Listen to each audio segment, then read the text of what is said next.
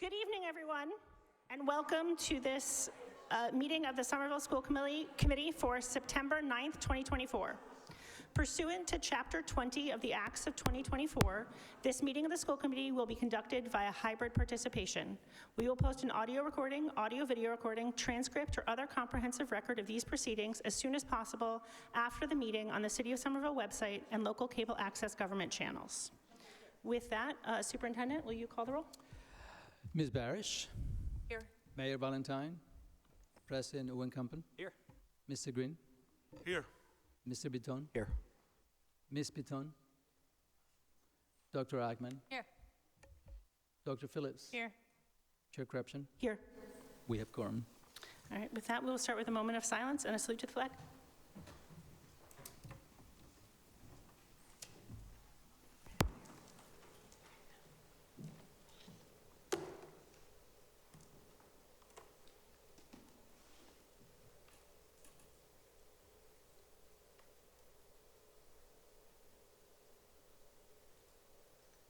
I pledge allegiance to the flag of the United States of America and to the republic for which it stands, one nation, under God, indivisible, with liberty and justice for all.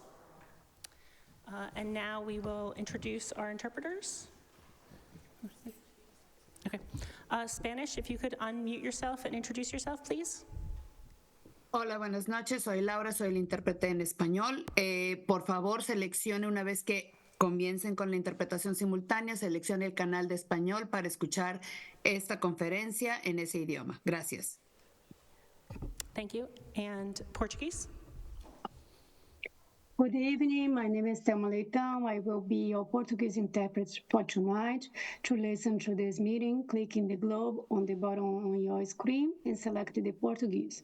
Boa noite, meu nome é Thelma Leitão. Serei sua intérprete de português essa noite. Para ouvir essa reunião, clique no ícone do globo na parte inferior de sua tela e selecione português. Boa noite. And Haitian Creole, please unmute yourself and introduce yourself. Good evening, everybody. My name is Angie Supri. I'll be our Haitian Creole interpreter for tonight. Bonsoir tout le monde. Mon nom c'est Angie Supri, mais m'appelle très pété pour nous asseoir. Si nous besoin écrire l'haïtien, tant que quelqu'un va écrire, sélectionnez français pour écrire l'haïtien. Merci. Great, thank you so much. Good evening, everyone. I'm going to take things slightly out of order and have a welcome of our new administrative staff, and then we'll come back and have public comment. Superintendent? Yeah, good evening. Thank you, Chair. I have asked the Chair to allow me to do a little change in the sequence of our presentation, so I wanted to welcome our new administrators, so thank you for that. And I am going to have our Dr. Jessica Boston Davis introduce our new members. Thank you, through the chair. So good evening, everyone. And we are really excited to welcome and re-welcome some admin back into new roles within our district. So as Superintendent Carmona mentioned in our last meeting, we welcomed more than 80 new educators into our district this school year, and we're thrilled that they are part of our SPS family. And this week, we wanted to introduce you to some new members of our administrative team. So I'm going to announce them, and I also want to recognize that they are joined here tonight by their supervisors. So when I announce them, I'm going to welcome both themselves and the supervisors up. And first up, from the Capuano team, we have Krishna Chevalier and the principal, Caraballo, with her. Come on up. Come on up, please.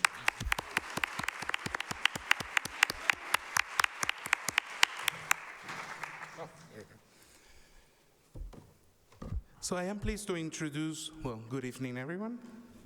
I am pleased to introduce Krishna Chevalier as the new assistant principal at the Michael E. Capuano Early Childhood Center.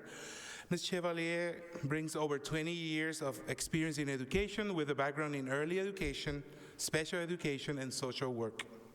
She is fluent in French, Haitian Creole, and conversational Spanish.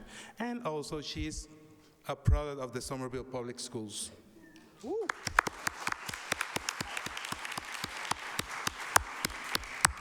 Thank you. Welcome, Krishna, to the team. We're so excited to have you. Next up, from our special education department, I'm going to introduce Iris Miller, and Ildefonso will come up with her and introduce her.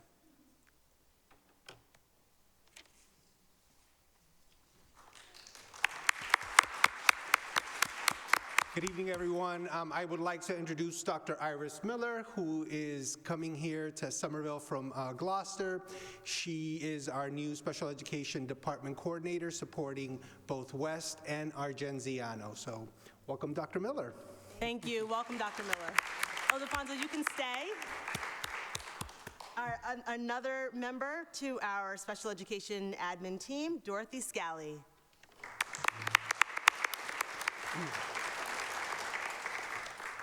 I think many people recognize the name Dorothy Scally. Dorothy has joined our administrative team as a special education coordinator, and she will be supporting the Brown School and also our out-of-district students. So welcome, Dorothy. Thank you. Welcome in the new role. Okay, from Somerville High School, we're welcoming Lindsay Dobbins as our new Somerville High School Counseling Department Head, and she's joined by the principal, Alicia Kirsten.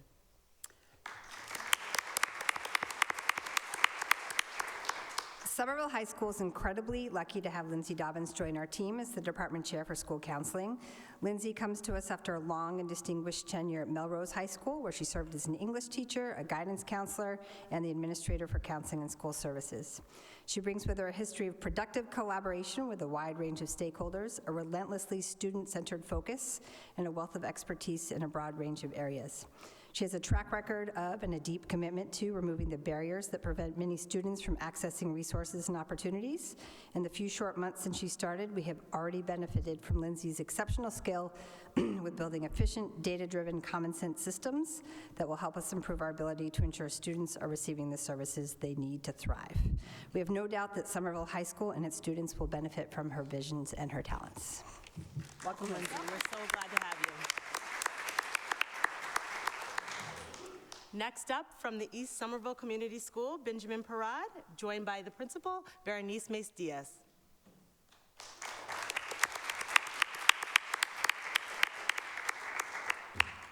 A little short here. Good evening. I am pleased to introduce Benjamin Parad tonight. He joins our school community from Boston Private Schools. Along with an incredible sense of humor, Ben brings many different strengths to our school community, including being an educator for 12 years at the Hernandez Dual Language School in Boston. Welcome, Ben. Welcome. So good to have you. Okay, and from our central office team, our data team, I'm really excited to introduce Arundhati Saral, and bringing up with her our director for data, Samantha Elegine.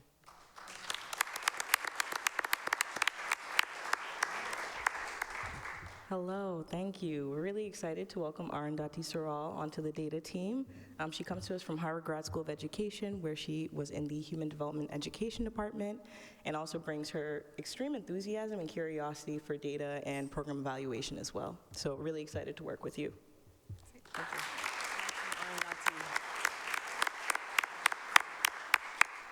So welcome to all of you. We also wanted to just do a welcome to Christopher Ames, who could not be here tonight, but his supervisor, Superintendent Carmona, will do an official welcome from him. Yeah, I thought you were going to miss me there. So I have the pleasure to introduce to you Christopher Ames. Unfortunately, he is not here tonight, but I have a few highlights. I know I met him last year when he was an assistant principal.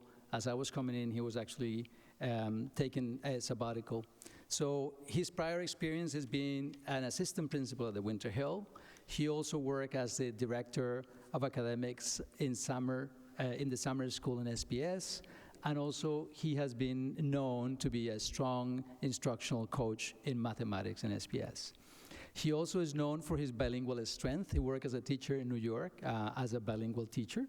And also, he just returned from a year of world schooling for his 5th and 9th grader children. They were traveling through Mexico and Europe. I am really, really excited to welcome him, as well as thank all the Brown community for having chosen him as the final choice for our district. So he is the new Brown principal. So let's welcome Mr. Ames.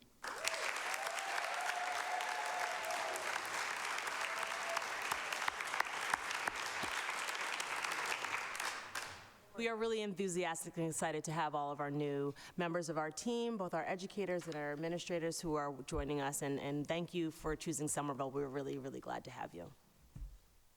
Yes, I will second that thank you from the school committee. And before we go back for public comment, Dr. Carmona wanted to say a few words, and then we will have public comment.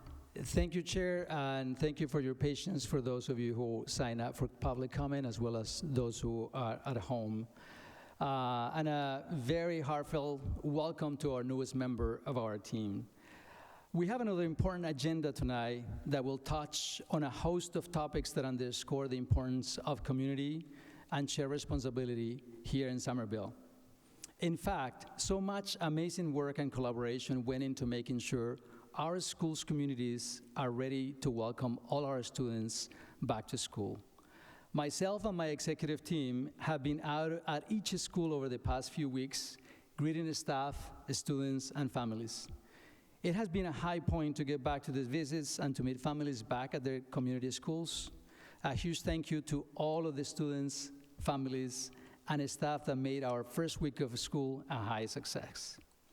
Tonight in your package, you will see reports from the City of Somerville Department of Public Works, the Department of Infrastructure and Asset Management that highlight the work they engage in over the summer and beyond to prepare our facilities for the school year. The work of these teams have been extensive. A few highlights include renovations to the Winter Hill and Edgerly that has enabled our pre-K and kindergarten classes to join the rest of the grades at Edgerly, soundproofing, and more. Additionally, all schools across the district were deep cleaned, classrooms were painted, doors were repaired, and more.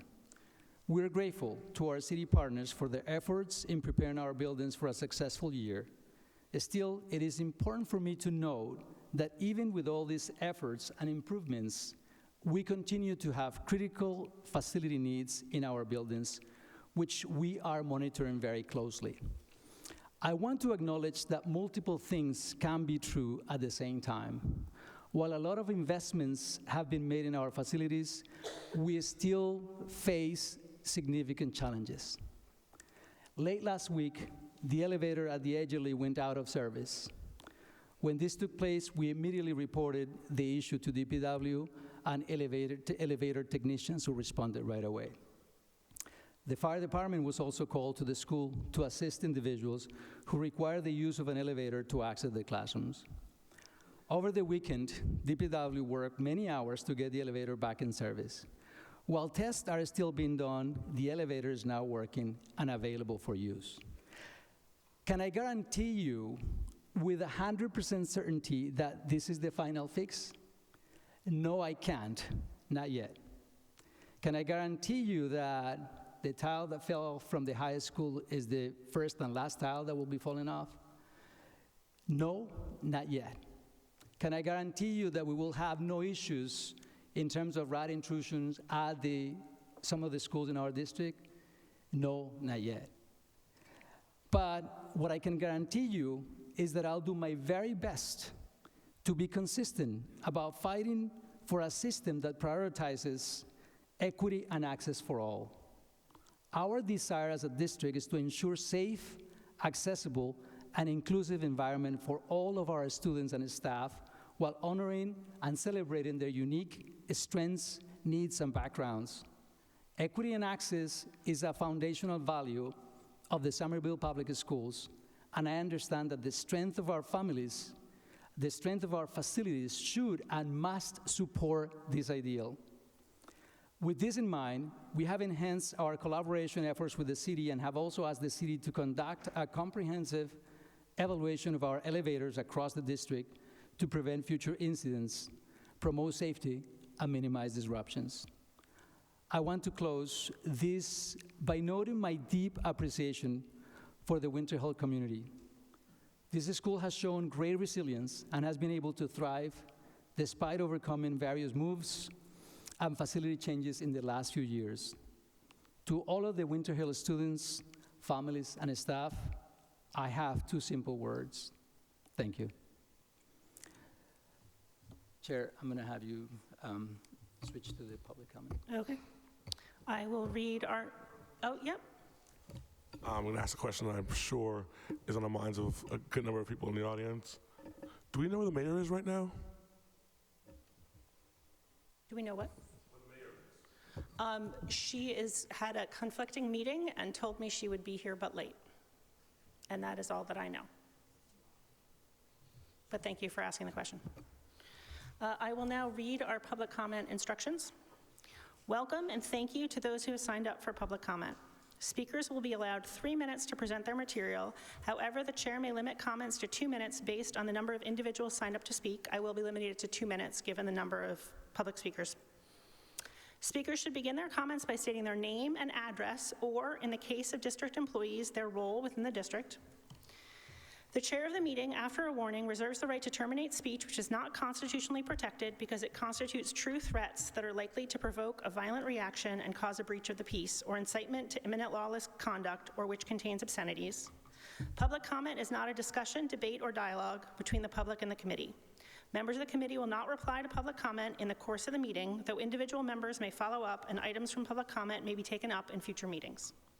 The school committee will not hear personal complaints of school personnel, nor against any member of the school community in public session. Individuals may address topics on the agenda or items within the school committee's scope of responsibility, such as the district budget, goals and policies, or role of the superintendent. The public is encouraged to submit comments in writing for inclusion in the public record. So with that, I will list 3 names just so you know who is next, and I will invite you up to the podium. So first I have Shauna Powers, then Kate St. Laurent, and then Gwyneth Davis. Shauna? Oh, yes.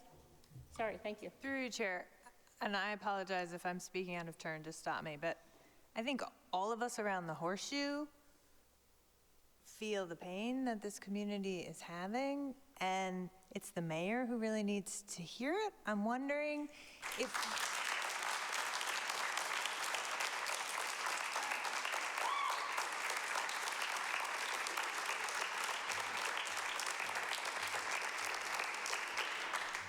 wondering if we might hold public comment for, say, 15, 20 minutes, if the folks here are okay with that, in the hopes that the mayor can show up and hear it? Okay with that?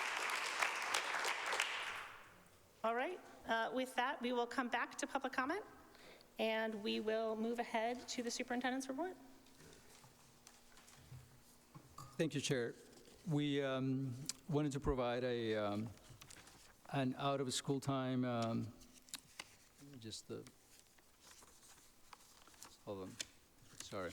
I was waiting for the public comments, but so I wanted to have the DPW school readiness report. Amara will be leading some of that, and so Amara, can you lead that work? Sure. So the city's DPW and IAM teams put together reports that are in your packets detailing their efforts to get our buildings ready to welcome everyone. DPW's report outlines their efforts they've made across all schools, and IAM's report is focused on renovations at the Winter Hill at Edgerly. If folks have questions, we'll do our best to answer them, but also we could pass it along to our city partners. I do know that Rich Rach is here from IAM, and I do understand that the mayor will be here shortly, but those reports are in your packets. Dr. Phillips? Just a clarifying question. Is the ADA entrance, the new ADA entrance at Edgerly, fully functional and open at this point? Do we know? I would allow Rich to really answer that thoughtfully in terms of where that is, where we are in the process. Yeah.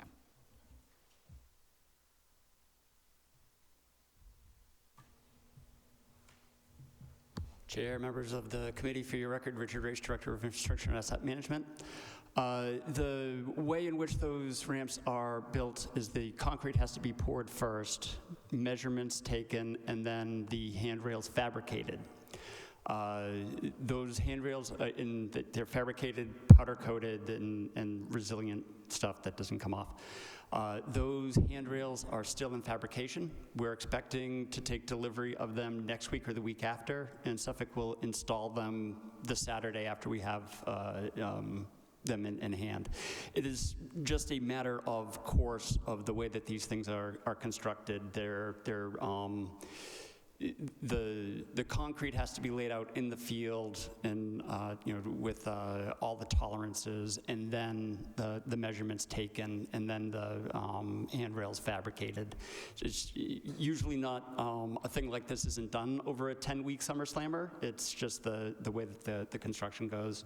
So we're expecting them soon, and there's no reason to think they won't be in by the end of the month. Thanks, through your chair. Thanks, that's super helpful. What kind of accommodations do we have in place for people who need those ramps and don't have a handrail currently? Through the chair, the same as was in place last year. So the 188 accessible entrance that was in the building was on the Bon Air side. This was to add a second entrance. So for the moment, we do still have to use the Bon Air side until the handrail is there. Mr. Green? Thank you, through you to Mr. Ray, for what I spent with the first and many times tonight. When was the concrete poured? Through the chair is one of the early items. Well, so technically that's not true. We had to take down the elevation of the door that was there. There was a step up and then a step down. In order to make the grades work from the schoolyard, we couldn't accommodate that step up without extending a ramp into the schoolyard.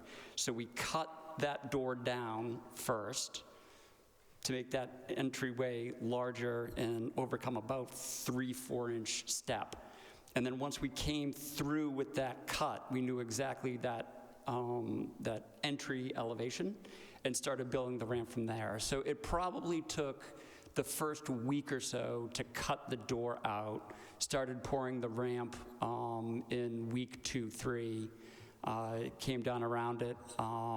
Concrete had to cure for 26 days, so it took most of the time. The handrail was probably ordered, I'd have to go back and check the team notes, but it was towards the end of August. So I just want to make sure I have this timeline correct. Week 1, fixing the door. Weeks 2 and 3, pouring the cement. Weeks 4, 5, 6, and half of 7, curing it. And so that's by my count still 5 weeks ago. So what's happened between then and now? Through the chair, the fabrication does take an extended period of time. For example, the rails around, right, if you look out that window, the rail down there, that took 6 months for fabrication. We had a temp handrail there for 6 months. We are expediting this as quickly as possible, but they are exacting. There are only a few manufacturers that do it in the area, and they have a backlog. Okay, so it sounds like we knew going into the summer that this would take longer than the summer vacation to do. Or I shouldn't say we, because we didn't know, which is what my point. We were told that it would be ready for the fall. And like, I get that unforeseen things happen, but it sounds like nothing in here was unforeseen. So we ended up telling our teachers and our educators and our families something that we could have known wasn't going to be true. And then we wonder why there's a trust deficit.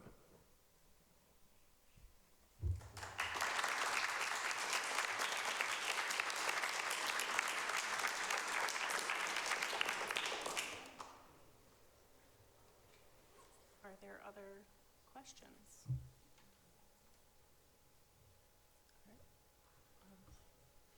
Another item in our report is about the school construction advisory group, and so we can share an update through Amara. Sure. So during our last meeting, several members had questions about the construction advisory group formed by the city to align with the MSBA building process. This week, there's a memo in your packet shared by the city's consultant on this advisory group, the Consensus Building Institute. That includes more detail on the scope and timeline for the advisory group. If you have specific questions, I'm happy to address what I know, or share feedback with the city following this meeting. Also, our Director of Communications, Jackie Peaks, is here, and she's been regularly attending the planning meetings for the CBI, and so she can also answer questions should they come up.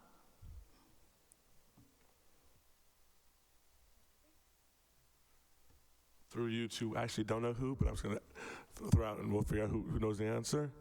So as the school committee designee to this committee, I have still not heard anything from the consultants since they reached out to me in the beginning of July, saying they'd be back to me by the end of August.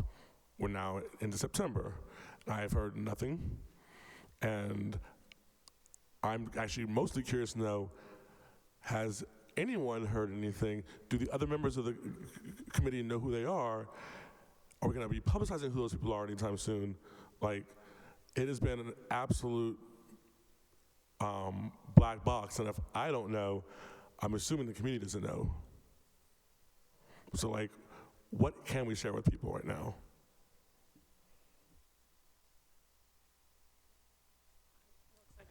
Yeah, Jackie, can you join us for that? Yeah. Thank you, through the chair, Jackie Peaks, Chief Communications and Development Officer.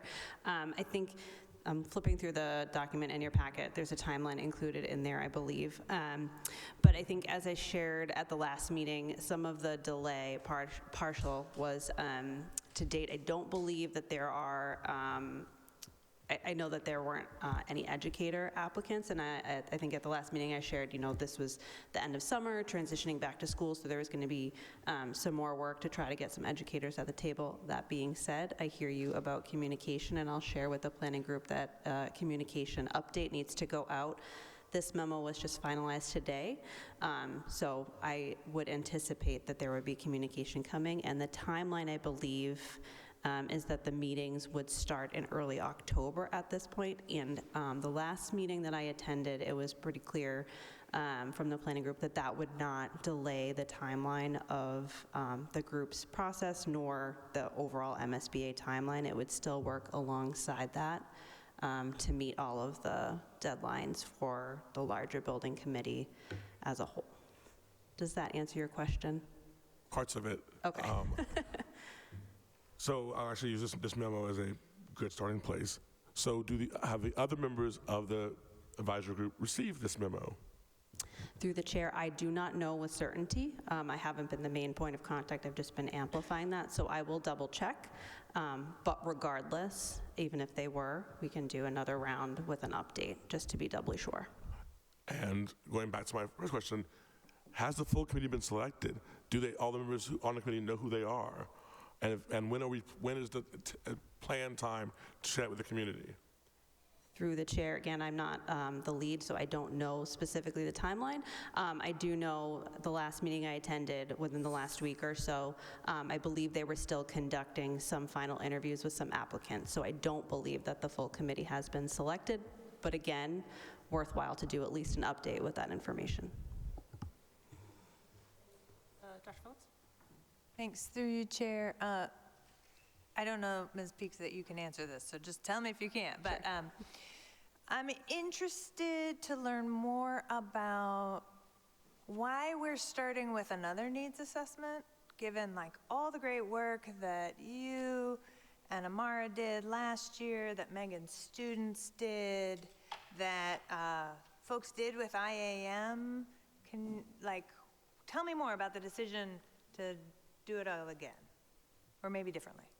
Through the chair, I don't believe that is a me question. I'm just the person who communicates the decisions. I don't make them. So I'm happy to cede to somebody else. I just want to be clear for everyone's record that while, Jackie, you are receiving these questions, you are not the recipient of the frustration. You are just, unfortunately, the person in the seat to take it. Mr. Bouton? Through you, Chair, to Mr. Green. I've had some communication with the consultants and invited them to present and take questions at our next facilities maintenance building subcommittee jointly with City Council, and I will happily ask whatever questions you may have to the consultants at that time. That's September 25th. So just so you know, that's submitted to be on the agenda. Okay, thank you. With that, we can come back to this topic, but now that the mayor is here, I will go back and do public comment. So I read the instructions, so now I will read 3 names at a time so that you know who's coming next. So first I have Shauna Powers, then Kate St. Laurent, and then Gwyneth Davies. Shauna Powers.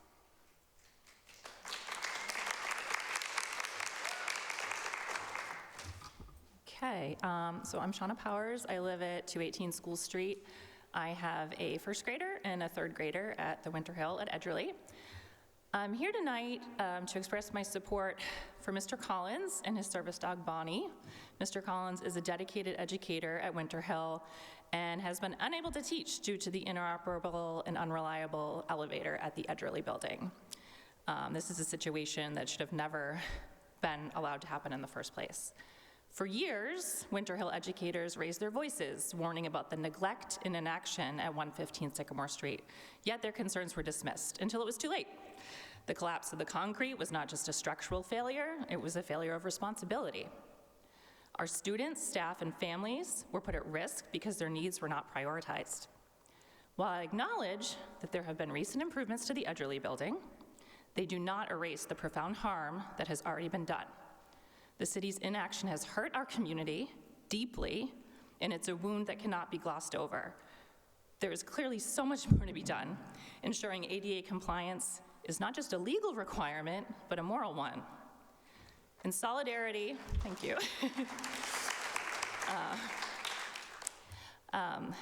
In solidarity with the Somerville Educators Union, I urge the action on the following: a formal public apology. And I just want to reiterate that a little bit. I've heard thank you a lot. I haven't heard I'm sorry.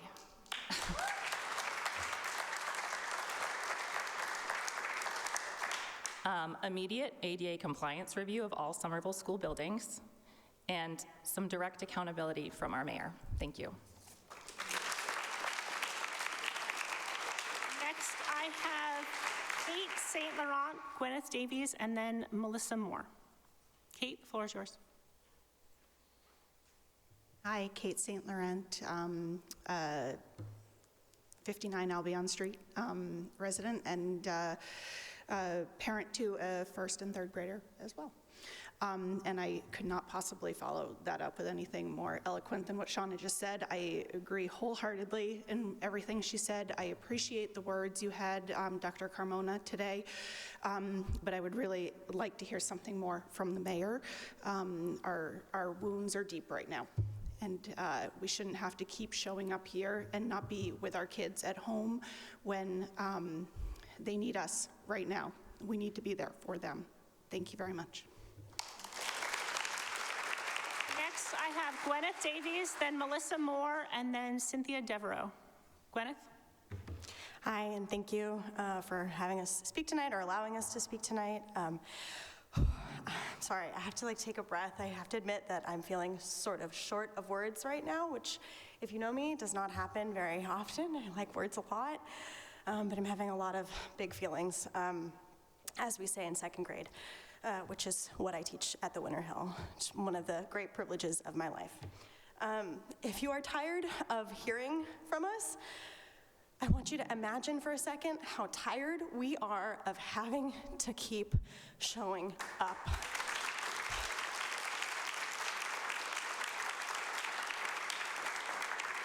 It's not like a fun Monday night activity. I don't want to have to do this, and I don't think anyone else does either. So it wasn't okay before, and it's still not okay. The inadequacies of the building. Personally, I have a broken window in my classroom that's been completely shattered since summer school, not of this year, but the previous year, and still hasn't been fixed. And multiple teachers have been in that room and asked for it to be fixed. Now to the elevator, I want to thank Mr. Collins for having the bravery to be an advocate for himself and thereby for others.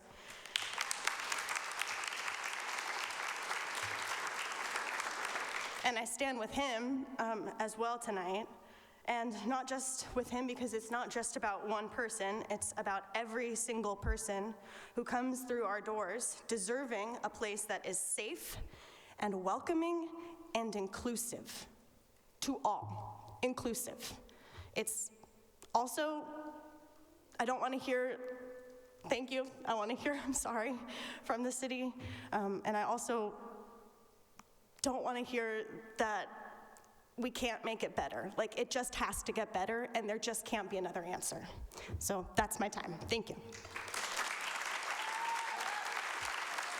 Next, I have Melissa Moore, then Cynthia Devereaux, and then Megan Foley. Melissa, the floor is Chair, yours. before I start my time, there's a student here who showed up a little late. Am I allowed to cede my time to the student to allow them to speak? Sure. Okay. Thank you.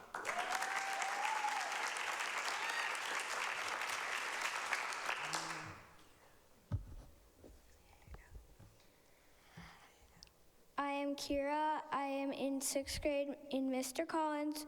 I am sad that he can't be in class because the elevator is broken all the time.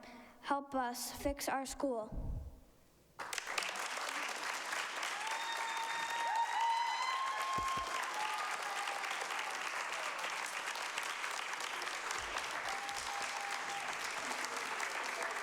Just hold a minute. Mr. Green.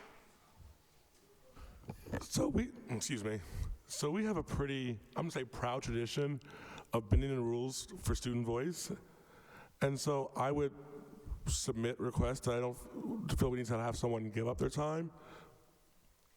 I think that is totally a reasonable request, and so Melissa, if you would also like to make your, I think it's totally reasonable, feel free. Okay, thank you.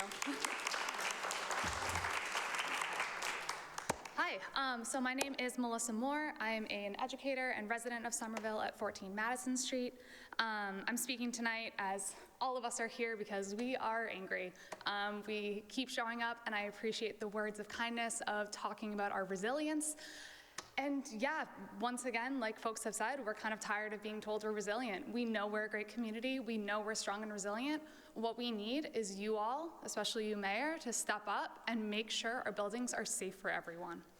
On the school committee website, it says, "We shall maintain a safe environment that nurtures the curiosity, dignity, and self-worth of each individual."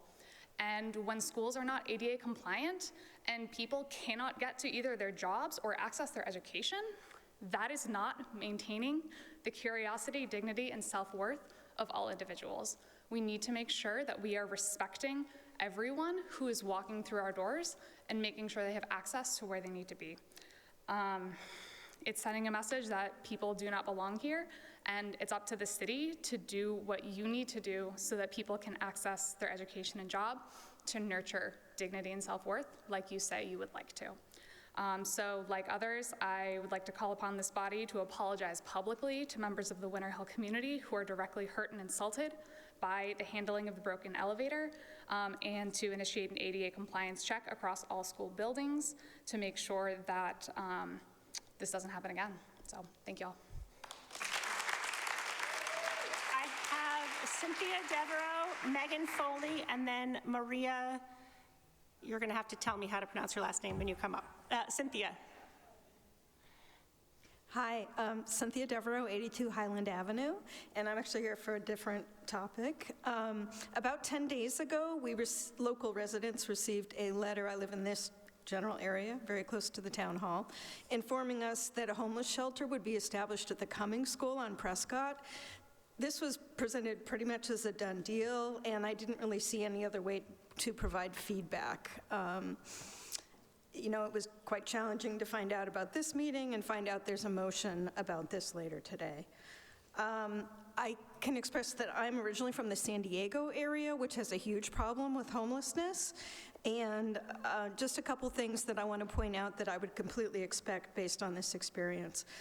I'm told that people would be leaving the homeless shelter in the morning. I would expect them to spend all day at the library, which I hear already has problems dealing with people who are trying to use the library in the way that it's either designed or not designed to be used. In addition, my home is on the corner of Prescott and Highland. It has grass. I would completely expect it to become a defecation zone since it's on the way to the library.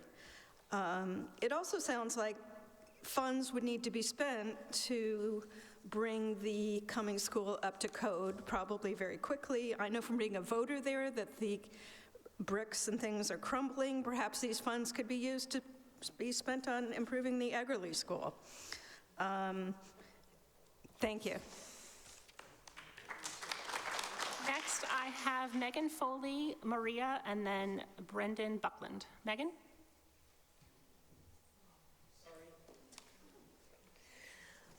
Good evening. My name is Megan Foley. I live at 34 Alpine Street in Somerville and have a child in 4th grade at the Kennedy School.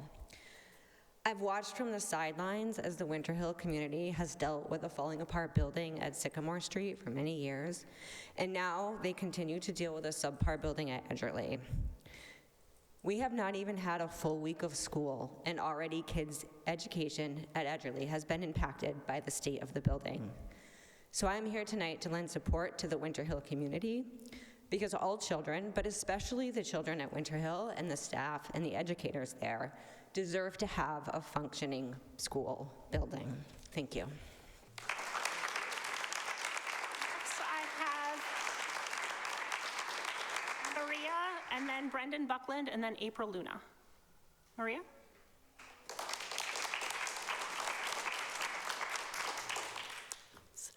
Hi, good evening. I'm here not only to support Matt, but as well as to convey how much the lack of use of the elevator has been not only to my students, but to myself as well. As a result, I'm not able to go as quickly to see my students as a result of my disability and spinal issues, which makes me walk slower and have some coordination issues. So again, I wanted to convey how important the elevator is, not only to myself, but to my students. Thank you.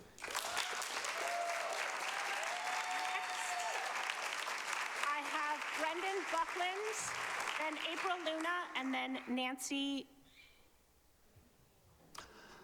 McWeeny. Thank you. Brendan, the floor is yours. Hi, 31 Troll Street, Somerville resident, Dean of Students at Winter Hill, and a building representative for the Somerville Educators Union for the Winter Hill. I'm here on behalf of the members of our building, and I'm here on behalf of our students. This is, I think, my 5th time in front of this body speaking. At this point, I don't have remarks because I'm so comfortable up here in front of you all. And I've only worked with the Winter Hill since 2021. I was here in spring 2022 advocating for our students, bringing to your attention the conditions which we feared would be an impediment to their learning. And then, since then, we have been in a series of crises of which we'd have to come here to advocate on behalf of our students and our building members over and over. I really envy the many members of the Somerville district who do not have to use their time in advocating for their students in this way.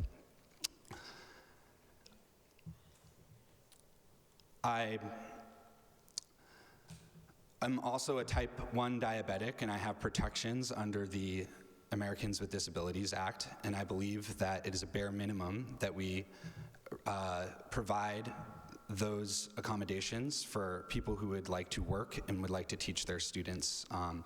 And so I think that this was a foreseeable crisis, as there have been many in our time at Winter Hill, that I am putting forward to you all as a body, as in your respective positions of power, to prevent in the future. I understand that there are failures of previous administrations, but at a certain point you have to take on the mantle to be the advocates that are of our students and Somerville students, and I put that forward to you all. Thank you. I have April Luna, Nancy McWeeny, and then Matt Collins. April, the floor is yours. Good evening. My name is April Luna, and I'm an educator at Winter Hill. I teach 6th grade math and science, and this is my 7th year on the 6th grade team with Matt Collins and Bonnie. I grew up in the city, and my parents, who are in the audience tonight, still live on the street that I grew up on in Ward 7. I'm speaking tonight to express my dismay over the state of Winter Hill and what happened with Matt and Bonnie last week. The broken elevator and the impact it's had is just beyond words. I've seen the struggles and challenges Matt has faced since we moved into the Edgerly.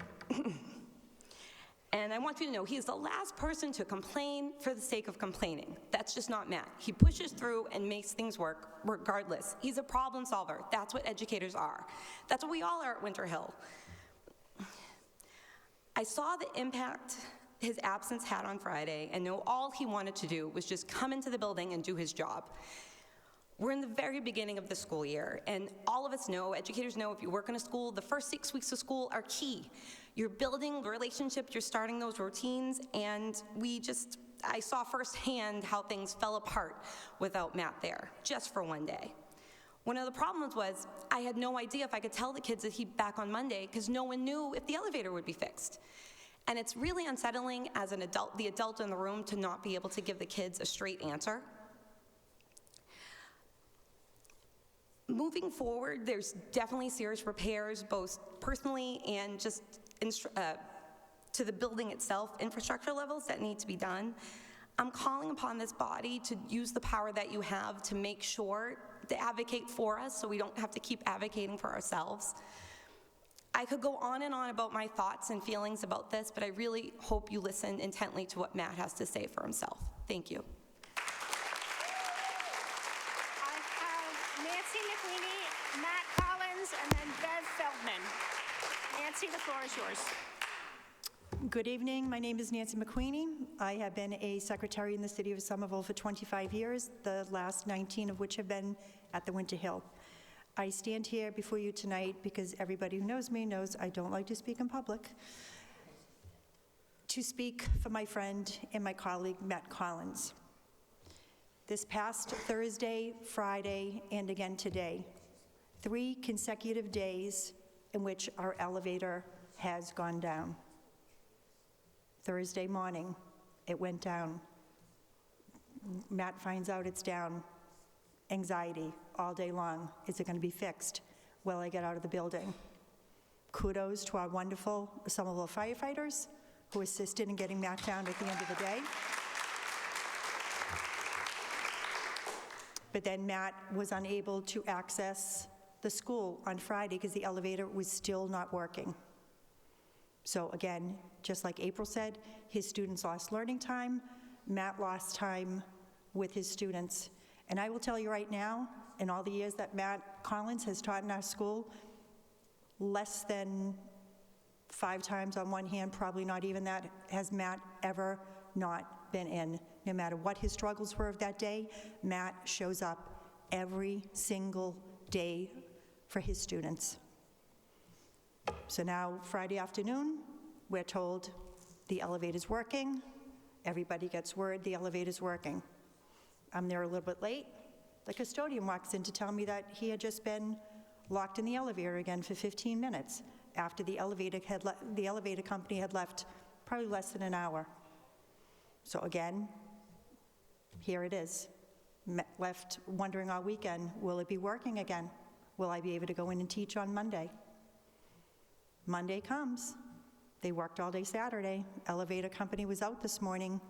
We're good to go. Until 11 o'clock, about 11 o'clock, it wasn't good to go again. The elevator was broken again. Day 3 in a row of being in a school with a broken elevator. As of the end of the day, they were back out. Supposedly it's working. We can't continue to do this. People need to be able to access their classrooms, whether it be a teacher, a student, a visitor in our building. We need to work on this. Thank you very much. I have Matt Collins, then Bev Feldman, then Deshaun Simmons. Matt, the floor is yours. I'll be there in a second. Take your time. No, you can hang on to it. Can we put it back together? No, it's okay. I will do this. Just trying to make it whatever.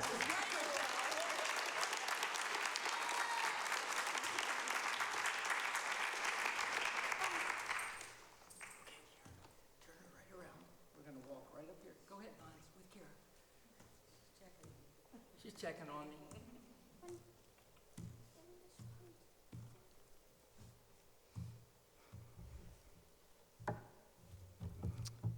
Hello, my name is Matt Collins, 6th grade social studies and ELA teacher at the Winter Hill.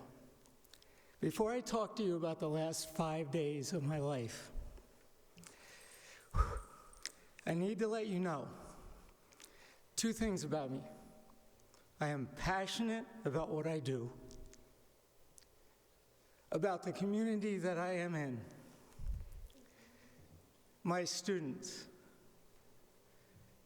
and I want to show up. Second thing you need to know is I show up. Nancy, you were close. In 11 years, I have had 1 sick day. So I'm going to knock on wood.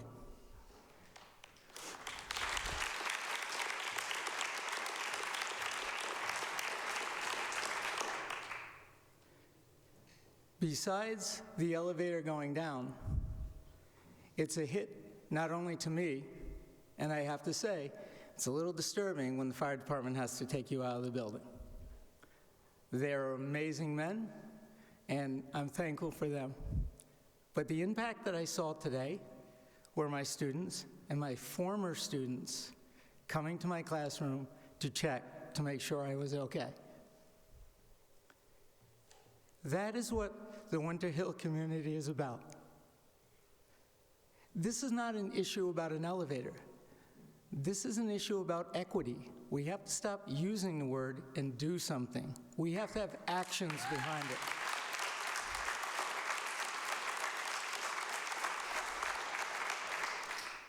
I tell my kids all the time, you've got to stand up and fight for yourself. This is also an issue of discrimination. I was not allowed to do my job. So I implore you, you've got to stop harming the Winter Hill community. I understand things break, but not to this level. I will tell you, it takes me a lot, but at this moment, I am broken. Thank you for your time.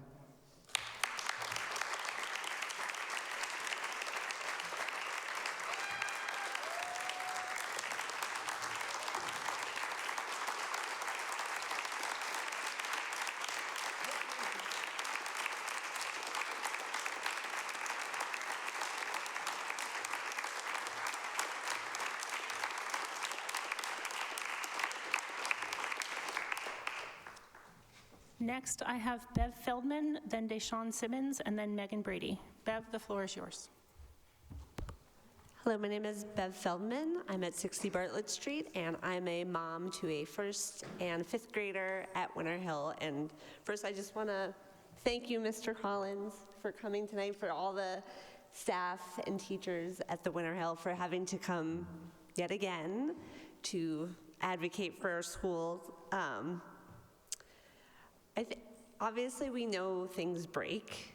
There's no guarantee that anything will continue to work, but I think it's just indicative of a larger systemic building issue within our city. It's certainly not the first time we've had elevator issues within our community, not the first time we've had major building issues, I think, in the city overall in the schools. And I just wish that our community didn't have to keep coming out to advocate for our students and the people working at the city. So I just really implore you to take better care of our building, our community, and really everything in our city so that our students, our kids can feel like they are being taken care of and that, you know, they are the future of our city, and we want to show that this is what it means to invest in our future. Thank you. Next, I have Deshawn Simmons and then Megan Brady. Deshawn, the floor is yours.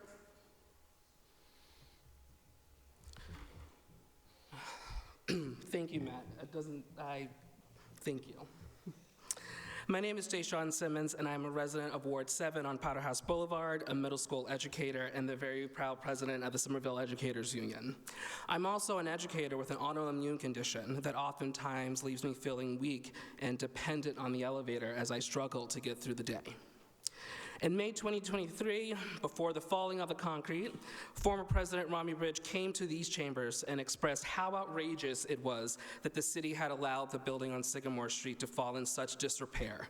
It was outrageous last year when educators continued flagging issues at the Edgeley, only to be gaslit and told that the mice problems in the building was their fault for needing access to food during the workday. It's outrageous that our city leadership decided to blame the educators for the failing infrastructure of our city. It was outrageous when we learned last year that due to inadequate planning of the city, the Winter Hill community almost did not have their pre-K and K classes join them this year. It was only through the logistical gymnastics of the dynamite principal and assistant principal Courtney Gosling and Isabel Barrows that community is whole today. Though your Wildcat family loves you very much. It is outrageous that our wonderful colleague and my good friend Matt Collins let his building administration know last year there are no rugs on the accessibility ramp once you enter the Edgeley on front of Bonaire Street, which made it a slipping hazard, and the city's response was no response until Mr. Collins took a fall and slipped and got a black eye. Only then did the city decide to do something. It's outrageous that Matt almost lost his wonderful dog Bonnie when the doors to the elevator were not timed correctly. Matt had made complaints about the timing of the elevator doors way before that incident, before the city decided to act. Lastly, there are simply no words for what Matt needed to describe about being taken down by firefighters to leave his workplace Thursday and not be able to come in on Friday. Perhaps most importantly, Madam Mayor, it's outrageous that you claim to be an investor in the youth when all we've ever seen you do is drop a check and run.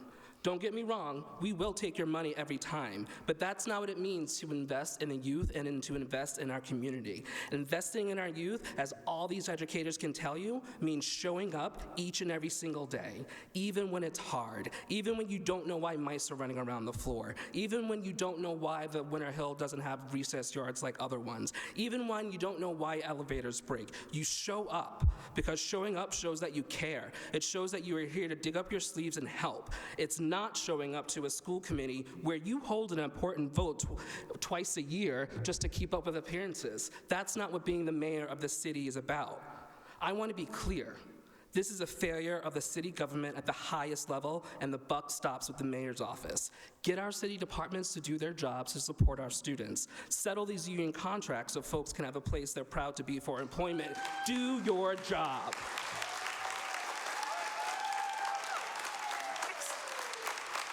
Megan Brady.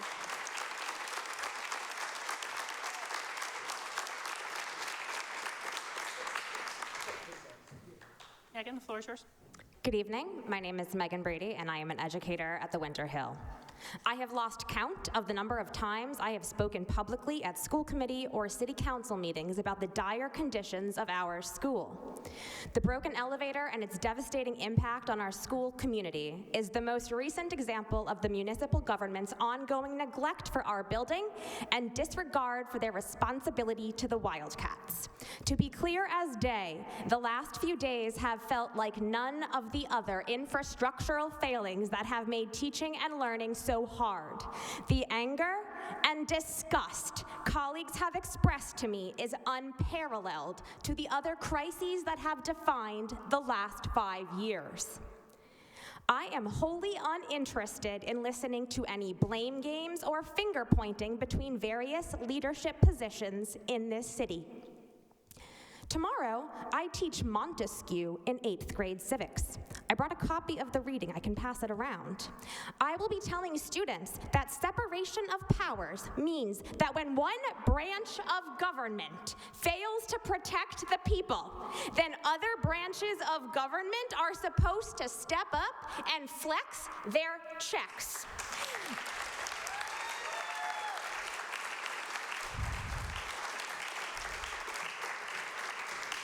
That same expectation holds for all of you. This is on all of you. We have presented to you what we need in this moment, and you need to deliver on them. That includes ADA compliance checks in all SPS buildings, and a presentation by the mayor herself on her office's efforts to ensure safe and healthy schools.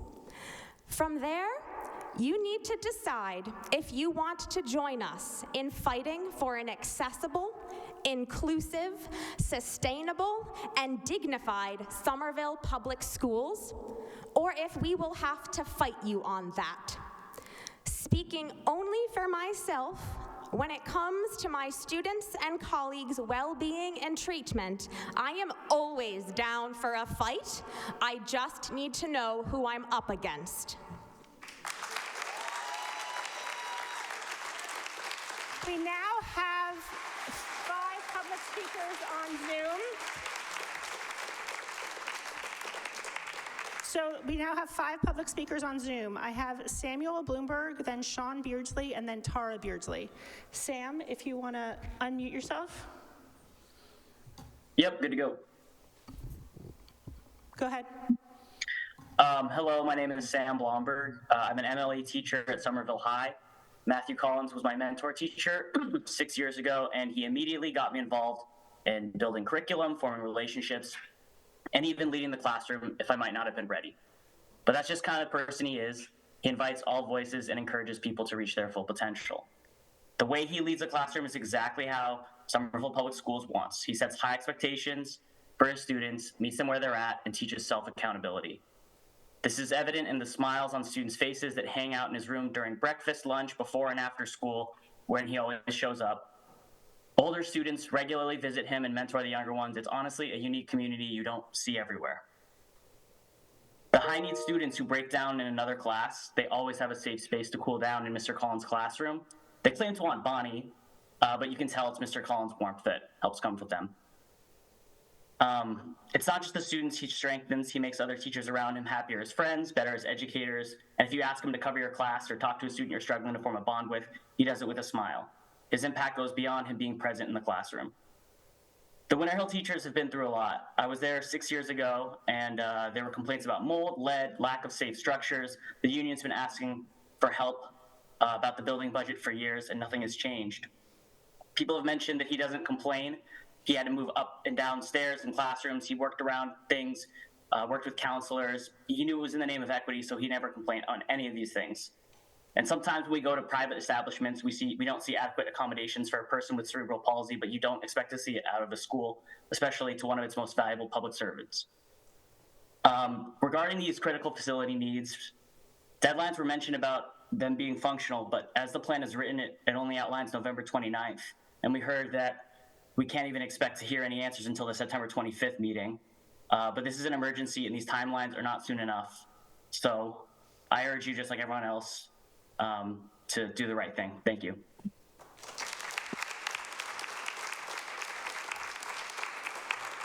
Next, I have Sean Beardsley, then Tara Beardsley, and then Susan Lee. Sean, if you want to unmute yourself.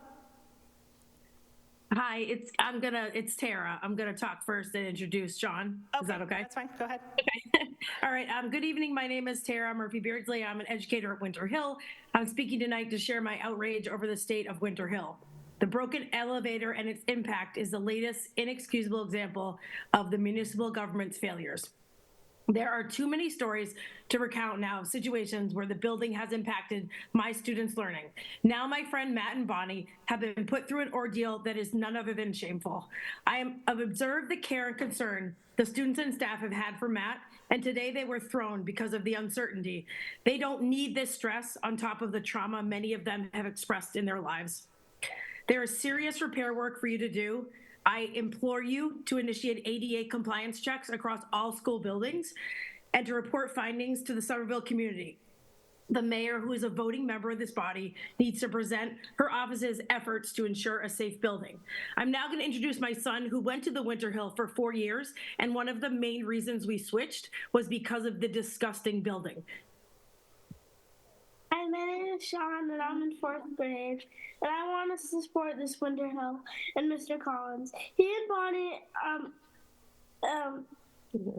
deserve a better building who where they are safe and provided with help at all times.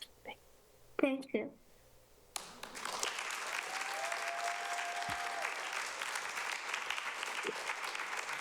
Next, I have Susan Lee and then Josh Softy. Susan, do you want to unmute yourself?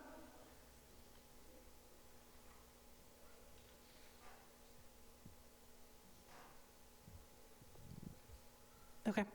We will skip then to Josh Softy. Josh, do you want to unmute yourself? Hello, can you hear me? Yes, go ahead.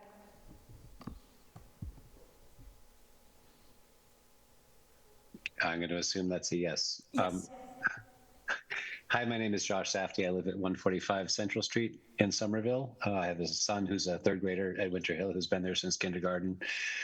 I also was a member of the Somerville Zoning Board of Appeals for 14 years, from 2008 to 2022, so I understand how the public process works and how challenging these meetings can be. Last of all, I'm an architect and a specialist in accessibility. I have worked on dozens of MSBA projects, plenty of municipal buildings, making them more accessible. I've also worked as an expert witness in ADA lawsuits, so I understand both the carrots and the sticks around the ADA. I'd like to underscore, first of all, the fact that this conversation really is about equity, much more than it is about ADA compliance. But I think ADA compliance is an important place to start. I think that the suggestion to do a full review of public school buildings for ADA compliance is a good one, but I would point out to the mayor and the school committee that the city completed an ADA self-evaluation and transition plan in 2013 and 14, which included an exhaustive review of all the school buildings. That transition plan also included a 3-year window under which accessibility improvements were to be made to all those schools. And I would be curious as a start to see what the issues were that were identified 10 years ago and which the city have fixed.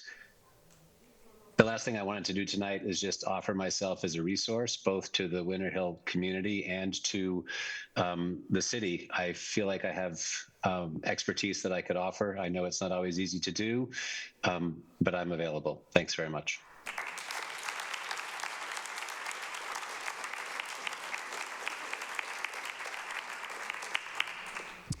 That concludes public comment. Mr. Green? Can we have a 5-minute recess? Yes, we can take a 5-minute recess. We will reconvene in 5 minutes.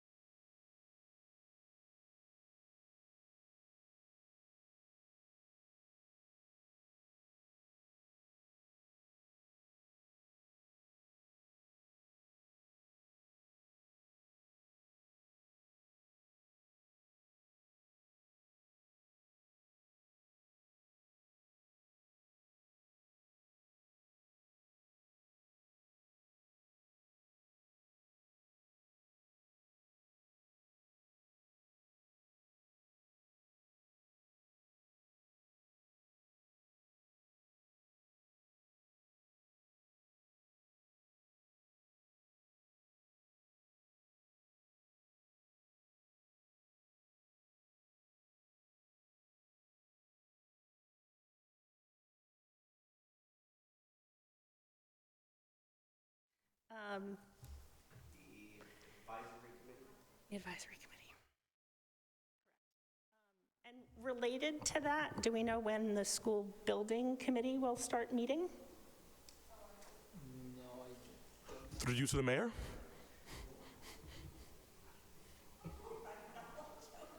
We'll give her a minute.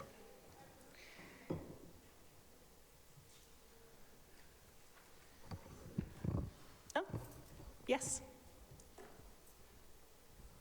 Hello, I am Kimberly Hutter, the Legislative Liaison in the Mayor's Office on the Intergovernmental Affairs team.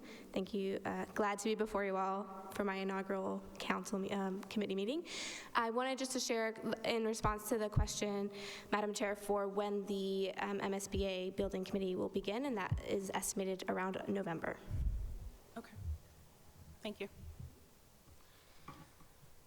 Did you have a question? I'm wondering if the city's legislative liaison has a follow-up to help me understand about the choice to do more needs assessment, given all the needs assessment that's been done about what families' preferences are, what students think, in terms of our school options.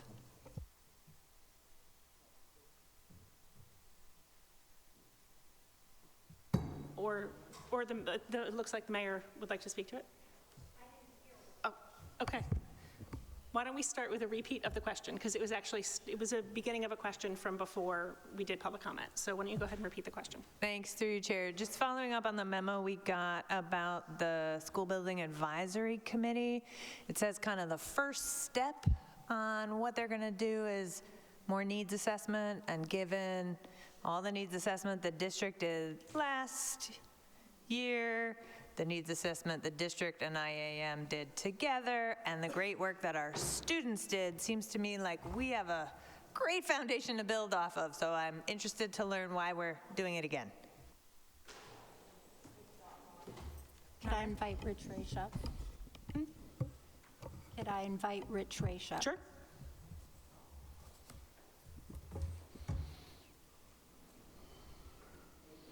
Through the chair, the memo that was sent to you is outlining both the community process and the advisory board that will inform the decision on whether we take up the MSBA on the offer of combining the Brown with the Winter Hill. To be clear, the MSBA said they will fund a new building for the Winter Hill. If we want to co-locate Brown students in that, they would fund that. That's an existential question, which is somewhat different from what we were looking at in terms of facilities, which I agree with you. We have a comprehensive understanding of those facilities.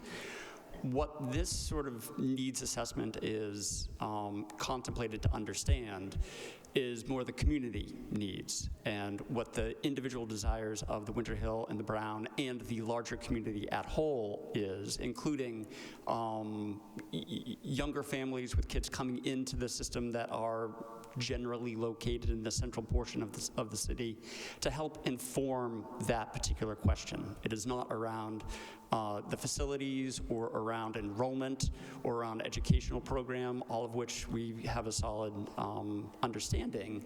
It's understanding what the community desires are around that pointed question. Did you want to follow up? I'm sorry, I don't mean to be obnoxious, but don't we know what the Brown families and the Winter Hill families and the Winter Hill students want at this point? And why aren't we starting with what we know and what they have told us about what they want? Through the chair. Through the chair, all of that has already been in consideration. All of that is very well known by the mayor, by the administration, and by the construction team. What we are attempting to do is a more robust community outreach and hear the voices that have not been heard. We have heard the voices of people who have stepped forward and spoken to us. And so the point of this is to reach out to those and hear the voices that haven't stepped forward. May it not bear fruit? It may not bear fruit, but that is the objective of this phase. Mr. Green? I guess building on that question, because, I think, especially our young people, did an actually admirable job of hearing from people we don't normally hear from. So could you build on it by telling us who you don't think you've heard from enough and what questions you want to ask them? So through the chair, I am happily going to say that I am completely ignorant of that because I've been hearing all the same voices that everybody else has been hearing, and personally don't know how to outreach to those communities that haven't had that voice. And so we've hired CBI, the Consensus Building Institute, to help us understand that larger, broader context and hear those voices. Mr. Green, do you want to follow up? So I guess I would say from my experience, having worked with CBI on, I want to say the Summer Vision for Learning, I think that was what it was. They do a lot of work with us, so possible. Honestly, I'd rather work with the young people again. I think they did a better job of getting actual good, diverse voices than CBI ever did.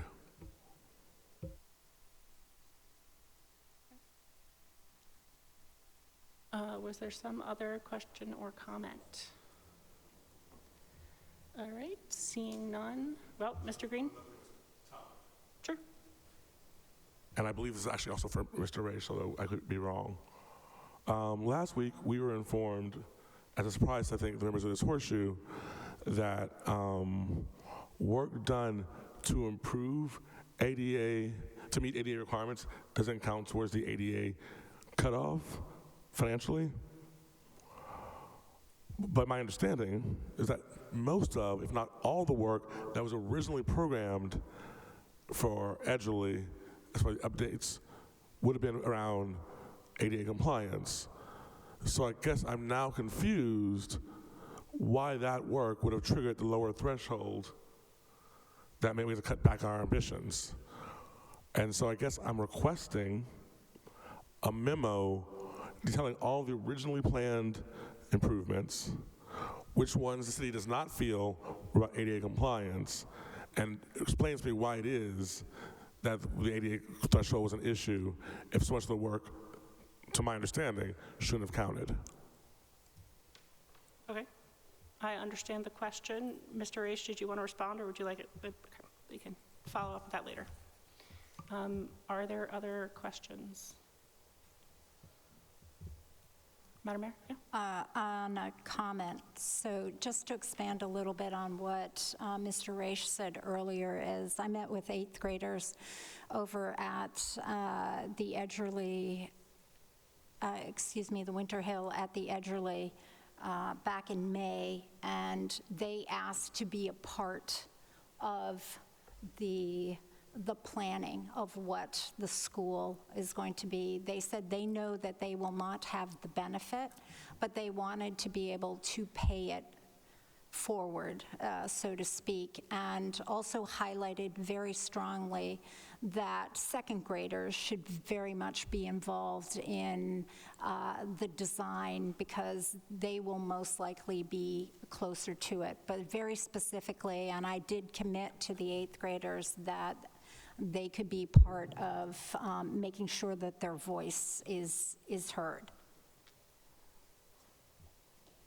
Jackie, did you want to respond? They actually, and one other thing that they said is, I forgot, is they said a larger school means that we can meet more kids.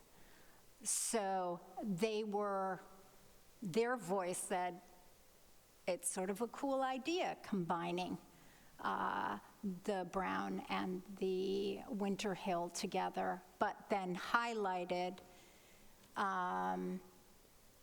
that hearing what second graders had to say was also really important. So Ms. Peaks, you wanted to comment, and then Mr. Green.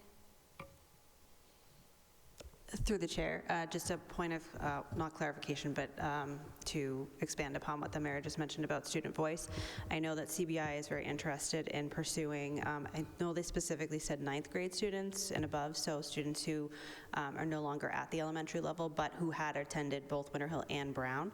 So that's something, again, once we get past the first few weeks of school, that I'm gonna be pretty involved in working with Courtney and Christopher and those communities to get students on the advisory committee itself. And as in the memo, I believe, is the start of the robust outreach plan that CBI is developing is going to spaces. So there'll be that advisory group with specific members, but also going out into the communities and speaking directly with students as well as the broader community. So those will both be involved in the group's activities. Thank you. Mr. Green and then Madam Mayor. Just to remind the committee and the community that in early June, the Winter Hill community told us exactly what they wanted. They actually also left us with 4 specific requests. That major decision moments from the school building committee should involve the Wildcats. Then when it comes time to demolish 115 Sycamore Street, they would like to participate. The younger and future Winter Hill Wildcats shouldn't have to deal with the things they have to deal with, which speaks to our need to recommit to finding better solutions for the building. And when it is time to break ground in New Winter Hill, which they estimate to be about 4 years away, and I really hope we can cut that down. They'd like to be the ones to dig the dirt or cut the ceremonial ribbon or whatever we end up doing as a graduation gift in June 2028. I will be probably turning those 4 requests into a resolution at our next school committee meeting, perhaps along with an apology to the community. But I wanted to say all this stuff and remind us all that their very detailed pros and cons for all the options available to them are available, at least on our website. If not, we should put it back up. And I want to make sure that we do a good job of distributing that information to all members of the building committee and all members of the community advisory group, as I do believe it still remains probably the best outreach work I've seen this city do, with the possible exception of our open Back to School Day fair. And so I want to make sure it gets the respect that it deserves from the consultants who are getting paid money to do what these students have already done. And just quickly before we continue, I just wanted to let you know that I was talking to Ms. Brady earlier, and she let me know that she received her 8th graders from last year are receiving a commendation from Senator Warren's office. So she thought that was exciting news, and I thought I would share that with you all because I was excited to hear about that.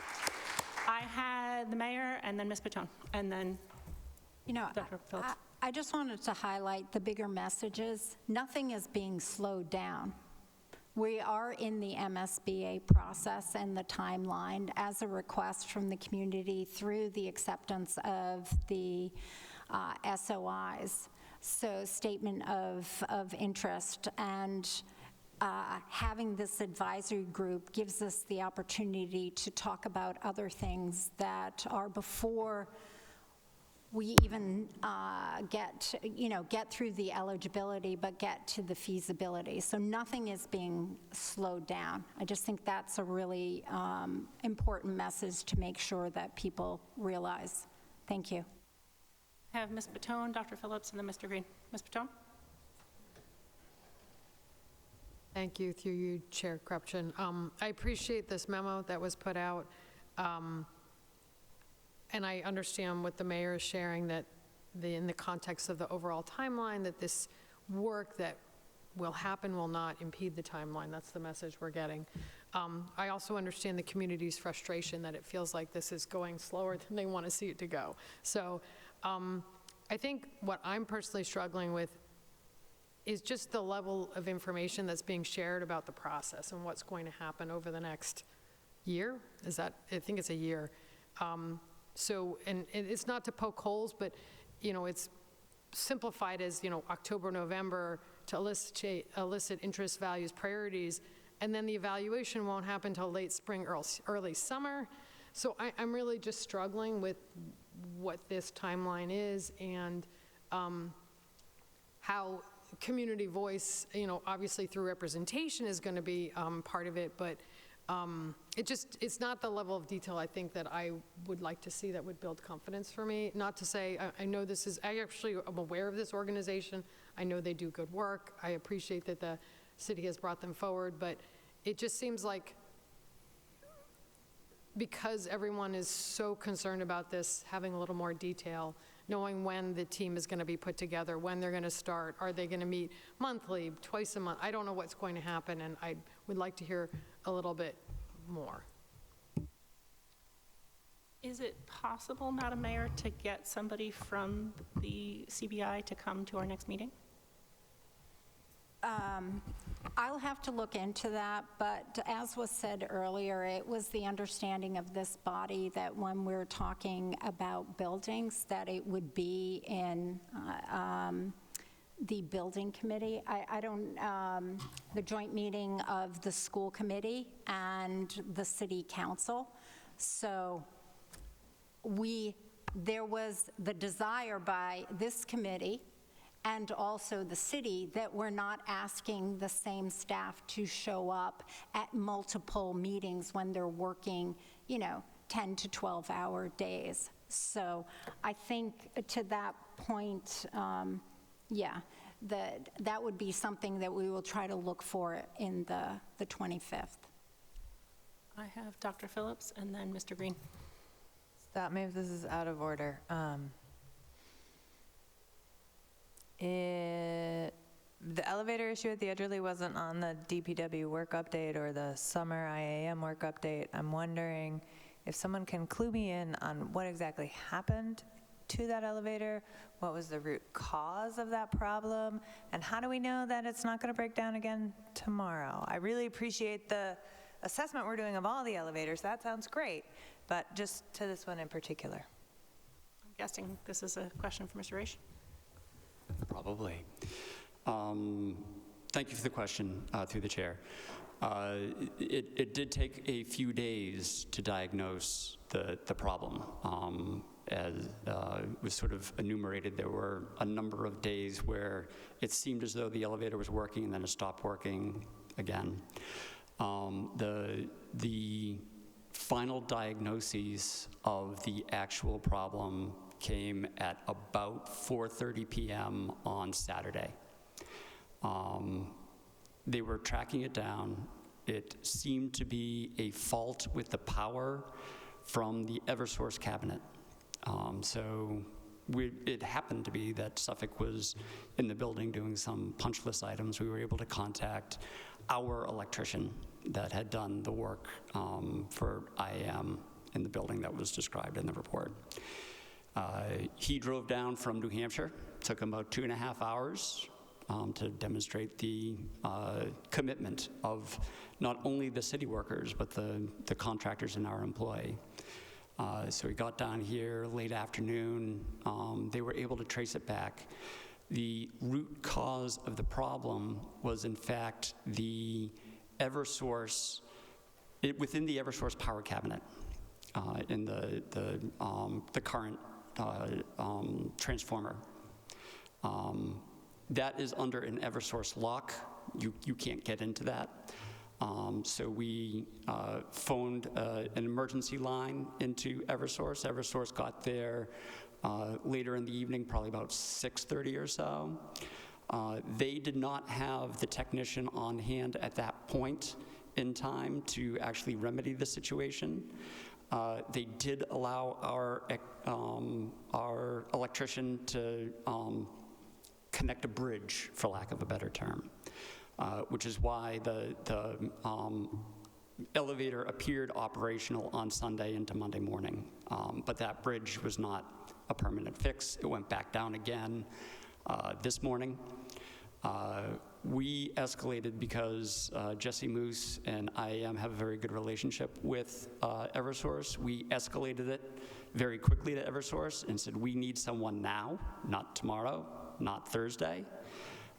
It went right to the top. They sent over their correct technician who was able to make the repair. That was completed at about 4 p.m. today.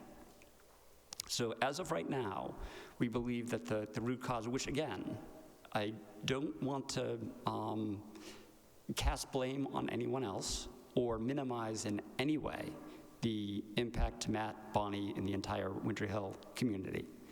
But this was through no neglect of DPW or the city. It was not a failure of any equipment that DPW regularly maintains. It was a fault of Eversource.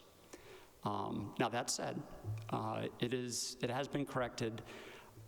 As an engineer, I do have some concern about potential damage to our equipment that faulty electric feed might have caused.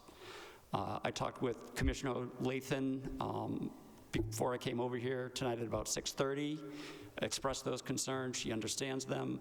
She's directing her DPW director, superintendent of buildings, to have their elevator people come in and give a thorough rundown of all the mechanical equipment within the elevator to make sure that we don't have a burned out motor or something else that is now going to trip.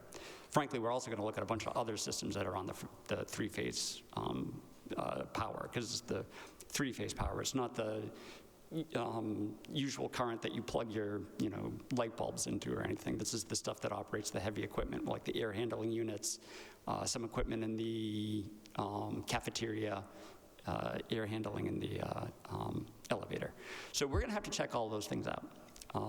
And honestly, we're probably also going to need to open a claim with Eversource, not only for the time that we incurred with our contractors to troubleshoot this, but if there's any equipment that has failed as a result of that. So I already gave the heads up to our law office that we will likely be opening a claim for them. Thank you for that. Are there any, Mr. Bitone and then Mr. Green. Thank you, Chair, through you. To Mr. Raish,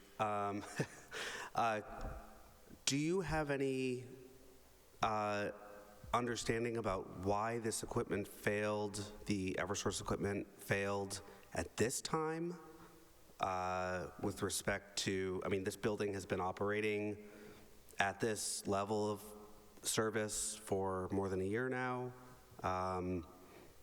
Was it possibly the result of work that happened over the summer? Could you expound on that at all? Yeah, through the chair, it was indeed work that happened over the summer, as you might recall in the report.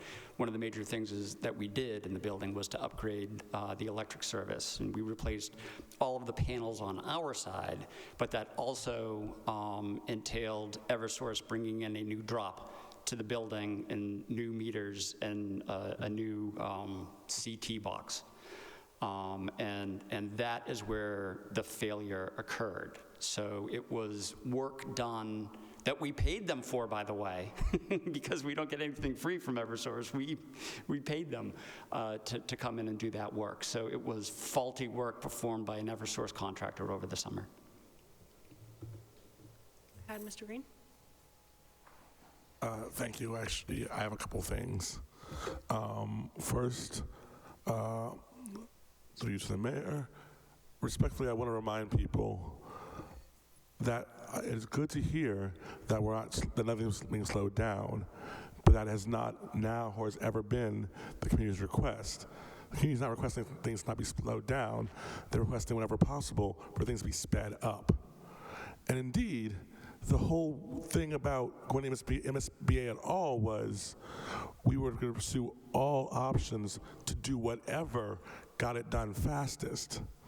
So if we are being slow, if the process of MSBA is moving slower than we would be able to do without MSBA, that's something we should be considering at all times, as the goal should be to get our community into a functioning Winter Hill School as soon as humanly possible. That said, it is important to remember that while we are in Edgerly, there are going to be things that go wrong. If we thought Edgerly was a building worthy of holding a full-time school, given our massive building backlog, Edgerly would be a building holding a full-time school. So if we know that things are going to go wrong, we have to build in for that. And that's why things like giving people the wrong timeline on the ramps matters so much. We have to do whatever we can to be transparent, to give accurate timelines, to be thorough about things we can control, to build trust over the things we can't control. What we just heard tonight was a community that has no faith. That is not a technical fix. That is a leadership fix. That is our having to do the work of showing that we care, that we're going to do everything we can, that we have their backs, and that anything we can stop from going wrong, we will. If we had done that, we would not have had an hour of public comment of people having such a viable anger. So I'm glad to know that we found a technical fix to the elevator thing. What I want to hear is what we're going to do for the structural leadership deficit that the people of Winter Hill are currently feeling.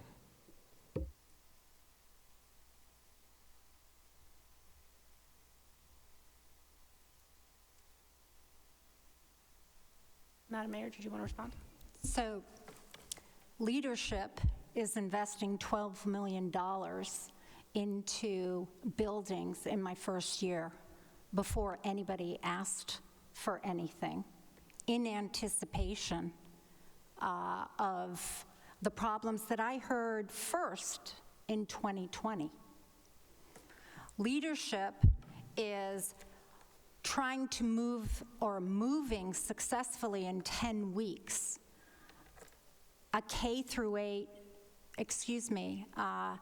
420 parents, first grade through 8th grade, into the Edgerly, and then being asked, can you unite our entire school?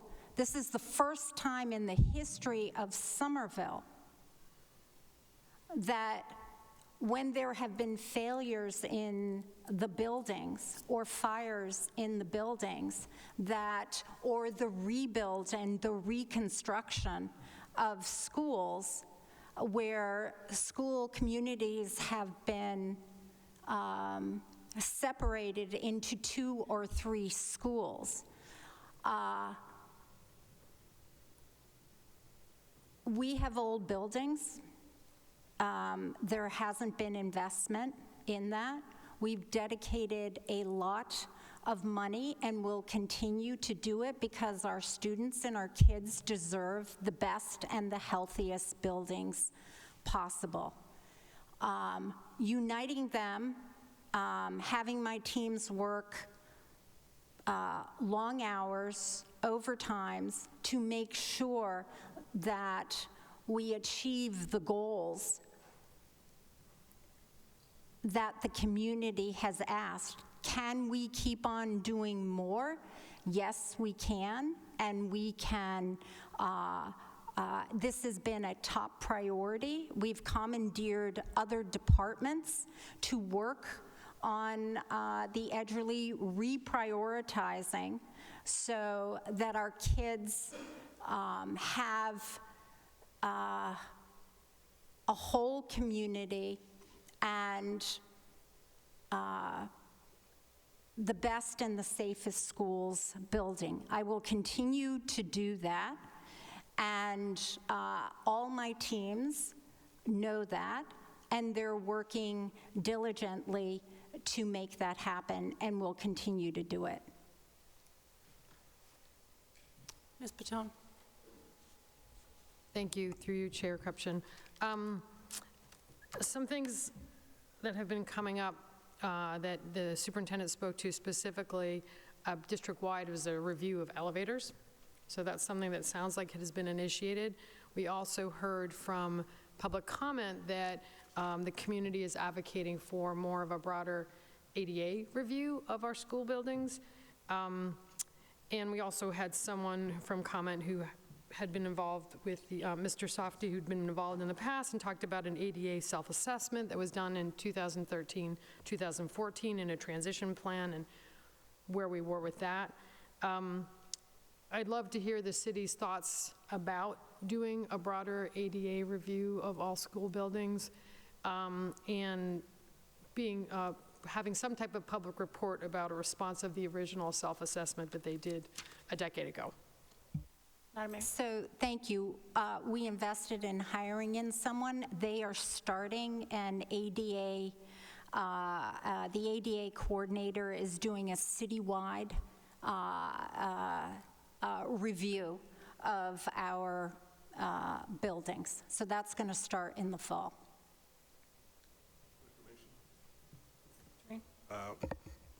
Through you to Ms. Patone, I think is the only member who was around in 2014. Did you ever see that assessment of the schools? I don't remember seeing an assessment. Doesn't mean I didn't see it, but I don't have I'm pretty confident. I think I would remember it, but Right. I'm pretty confident when I joined in 2016, it gave me a lot of documents, and that was not one of them.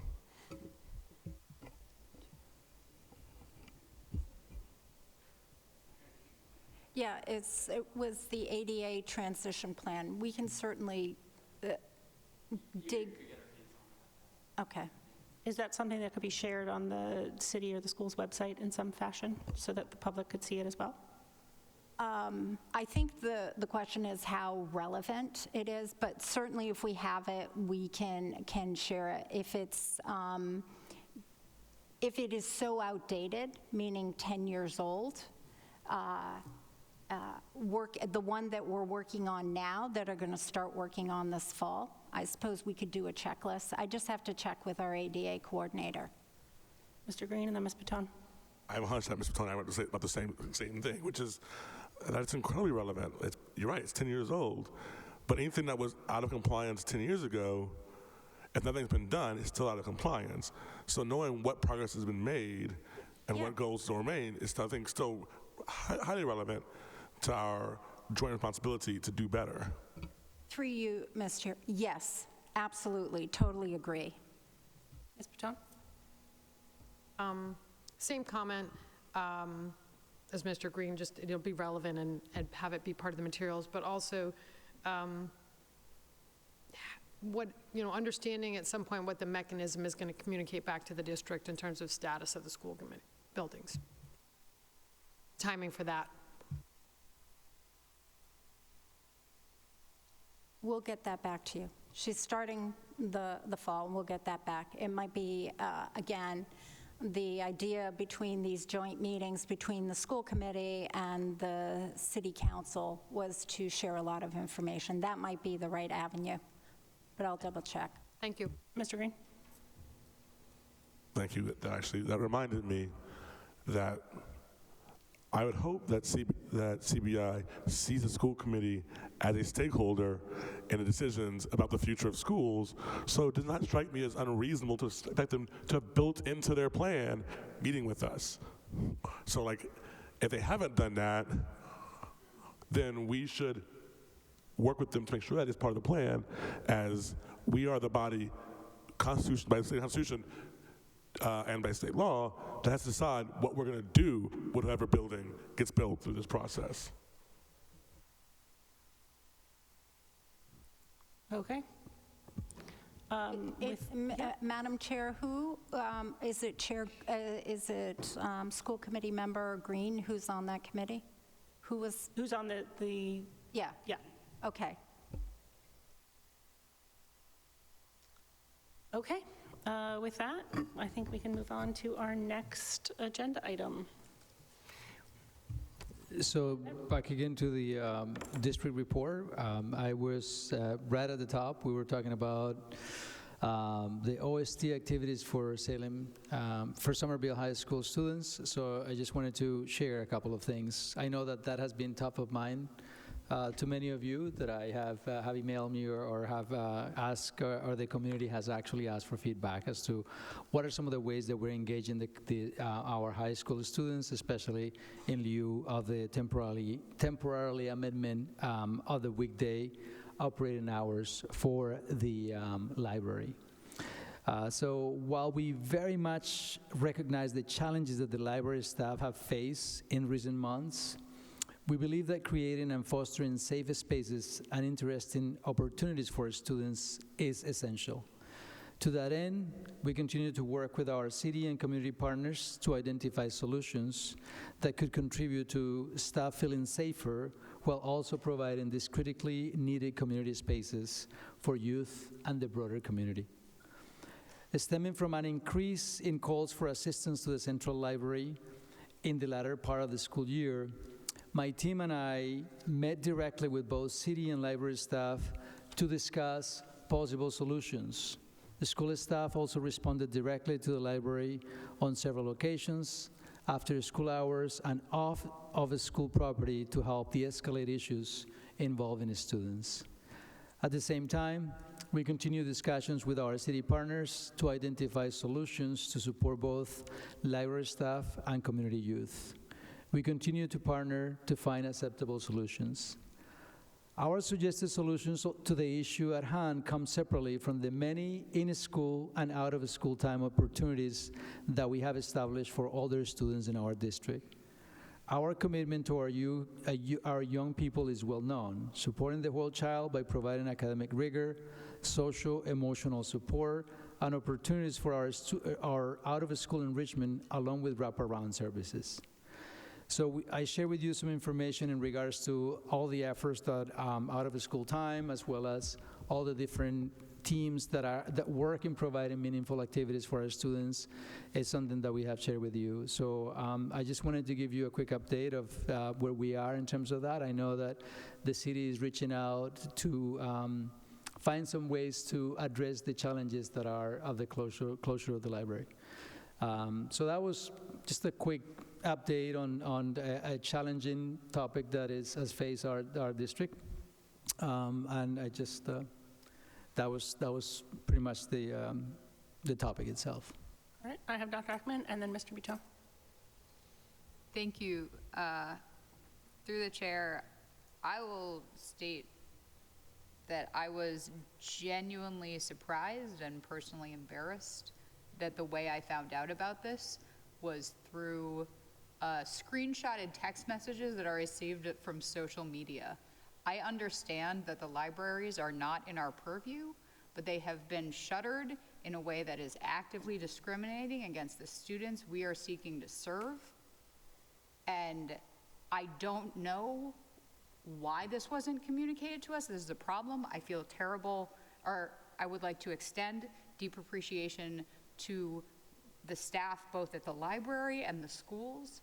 If this was an issue we needed to allocate resources to and additional support, I'm truly embarrassed and shocked that the first I heard about it, again, was a screenshotted text message from social media.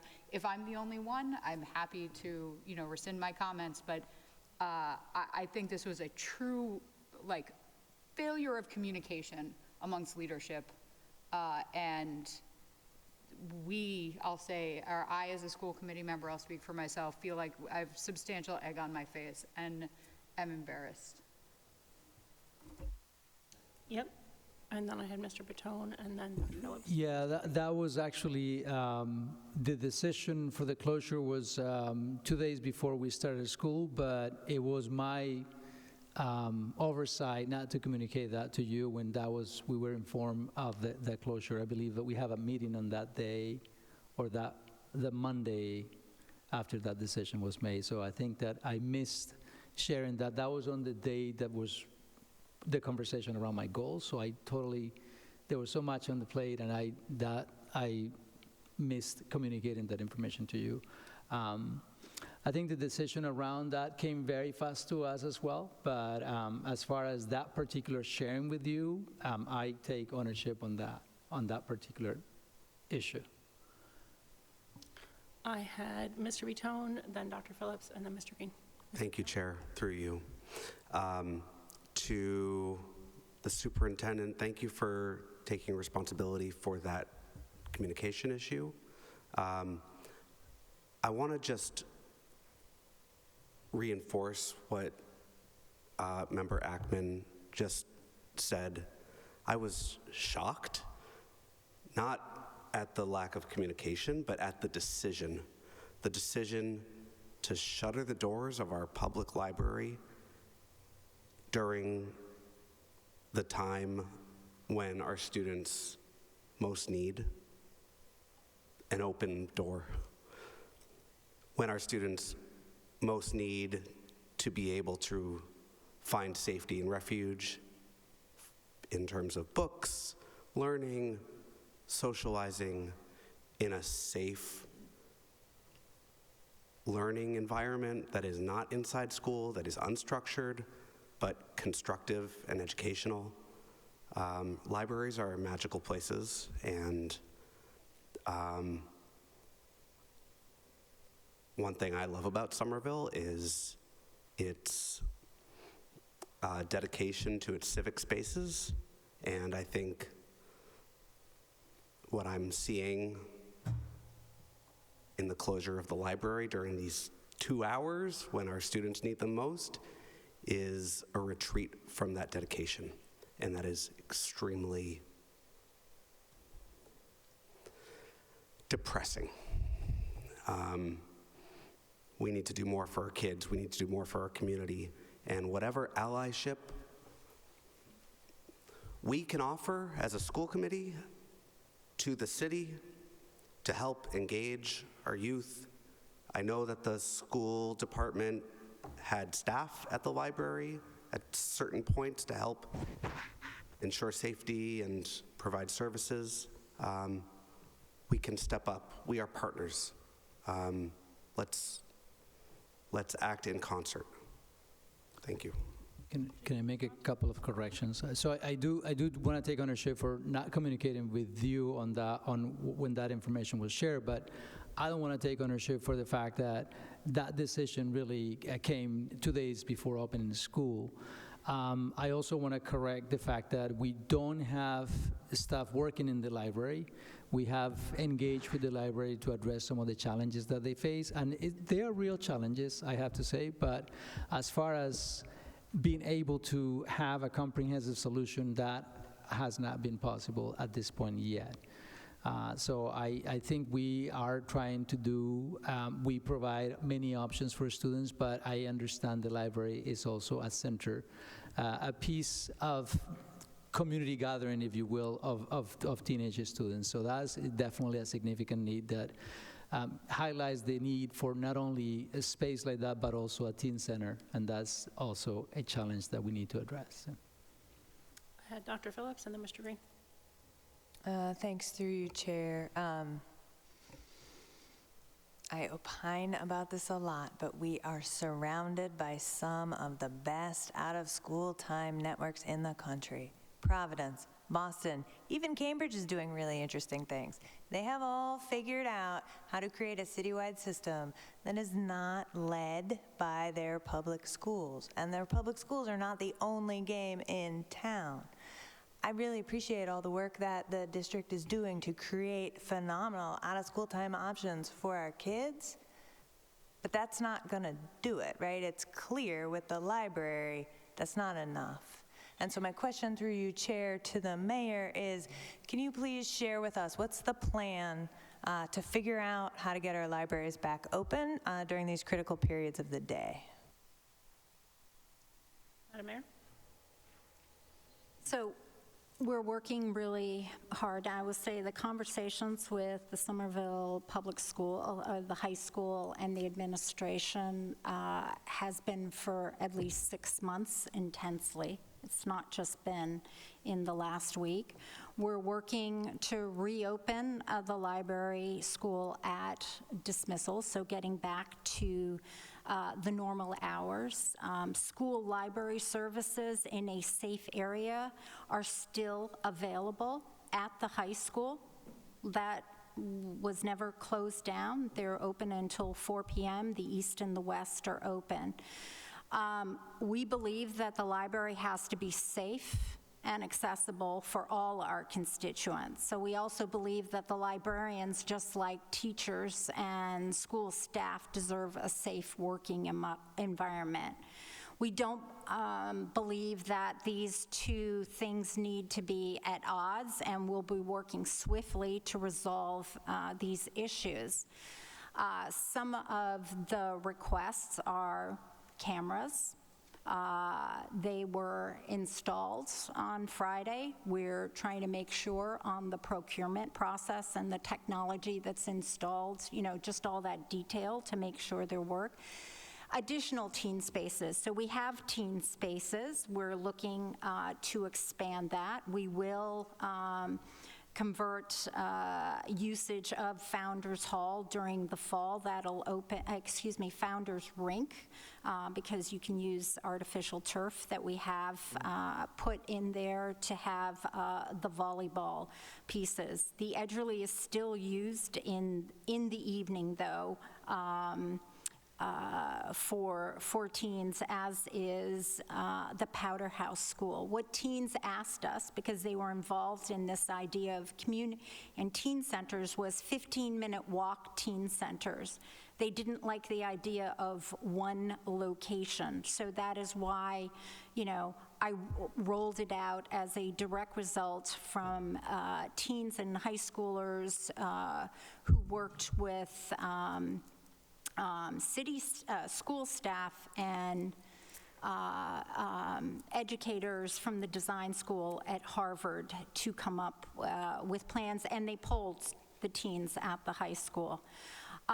The library social worker, we are currently in final rounds of interviews to hire a library social worker because our librarians interact with the public all the time, some in sometimes some very challenging areas. The position will not only respond to the needs of youth in our libraries, but the community members who require assistance, like some of our unhoused, or just people who are trying to learn about services that exist. We are also, with the libraries and the our Parks and Rec, creating additional programming time at dismissal time. The library leadership and our city and some of the school staff are adding programming to the central library, and this would be outside too. Big picture, we have a youth services team that has conducted a youth needs assessment with the schools, with city stakeholders, and how the teams can best contribute to the work, and also what are the higher level needs across the city. What already exists, what's ongoing needs, youth employment focus, youth safety, summer jobs. This summer, we employed the most teens ever, almost a 20% increase than we have in past years. And as I have said many times publicly, if the kids are looking for work, they should have the opportunity to work with us. And we're expanding that where possible to year-round. We'll also be revamping the Children's Cabinet. Funding for Somerville Public School supports and in the city budgets made permanent all the ESSER funding positions, which I hope will continue the positive work that's happened on the schools. We've added funding in terms of our Parks and Rec, and the Somerville Positive Forces, which is listed on SPS list, is run by HHS staff. Teen empowerment programming is paid through HHS staff.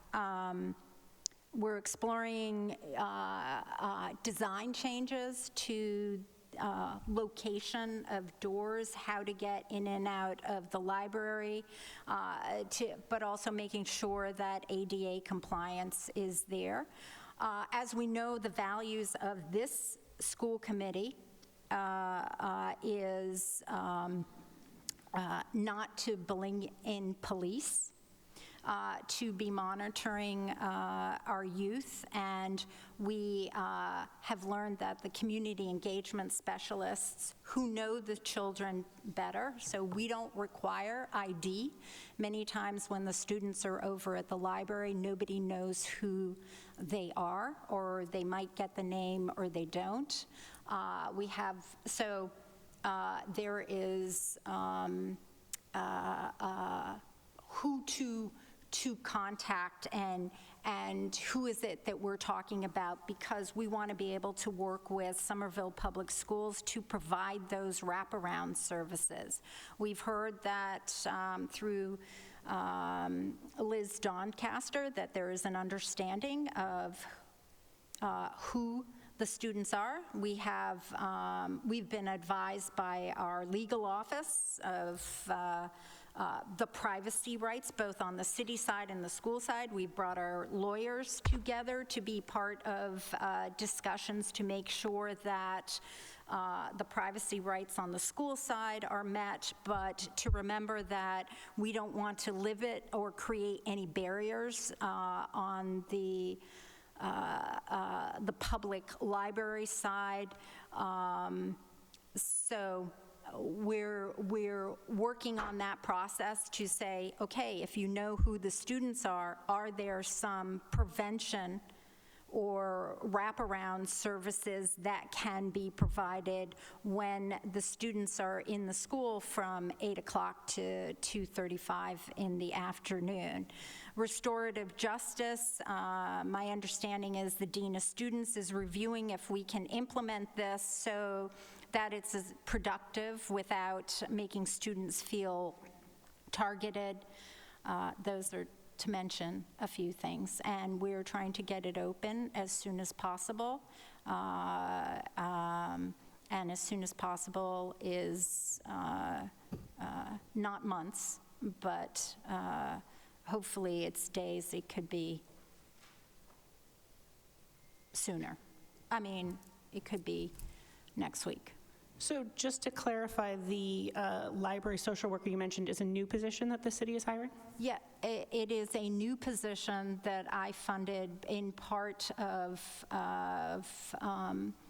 being able to deal with other issues that librarian staff have to deal with on a day-to-day basis. Ahead, Ms. Barish.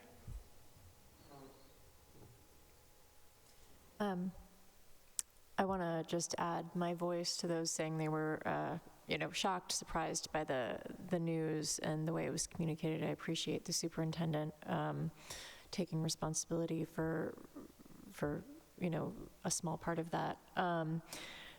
I am curious about the cameras that you mentioned, Mayor. I know there have been issues in the past with cameras being installed in the city, and I think there are some members of City Council who have been pretty strongly opposed to the use of cameras in other instances. So I'm just wondering if City Council has to approve this, and if you anticipate any barriers there. No, I mean, we do have cameras around in public buildings. It is going to be in adherence with everything or any ordinances that we have locally. Thank you. Ahead, Mr. Green. Yeah, let me start with a personal note, which is to say that there is no universe where, if it weren't for access to Lafayette Parish Library System after school as an adolescent, I'd be standing before you now. And there are several outcomes where I don't make it to adulthood at all. I think we have, from the beginning, framed this wrong. If the challenge is that we have too many disconnected young people going to the library after school, that is a problem most communities would kill for. The challenge normally with disconnected young people is getting somewhere where we can provide them the support, the services, the supervision they need. Our young people haven't done that. They are choosing to go to school to the place with the books and adults. If we aren't taking advantage of that fully, that's on us. I'm glad. First of all, I want to thank the mayor. I think I've been following this issue fairly closely now since I was blindsided Tuesday evening with a Facebook message. So 13 days now. And to the best of my ability, I think that was probably the first and certainly the most thorough response from the city we've heard on this issue since the announcement was made. So I thank you for a lot of information. I'll take some time to process it. But it seems to me that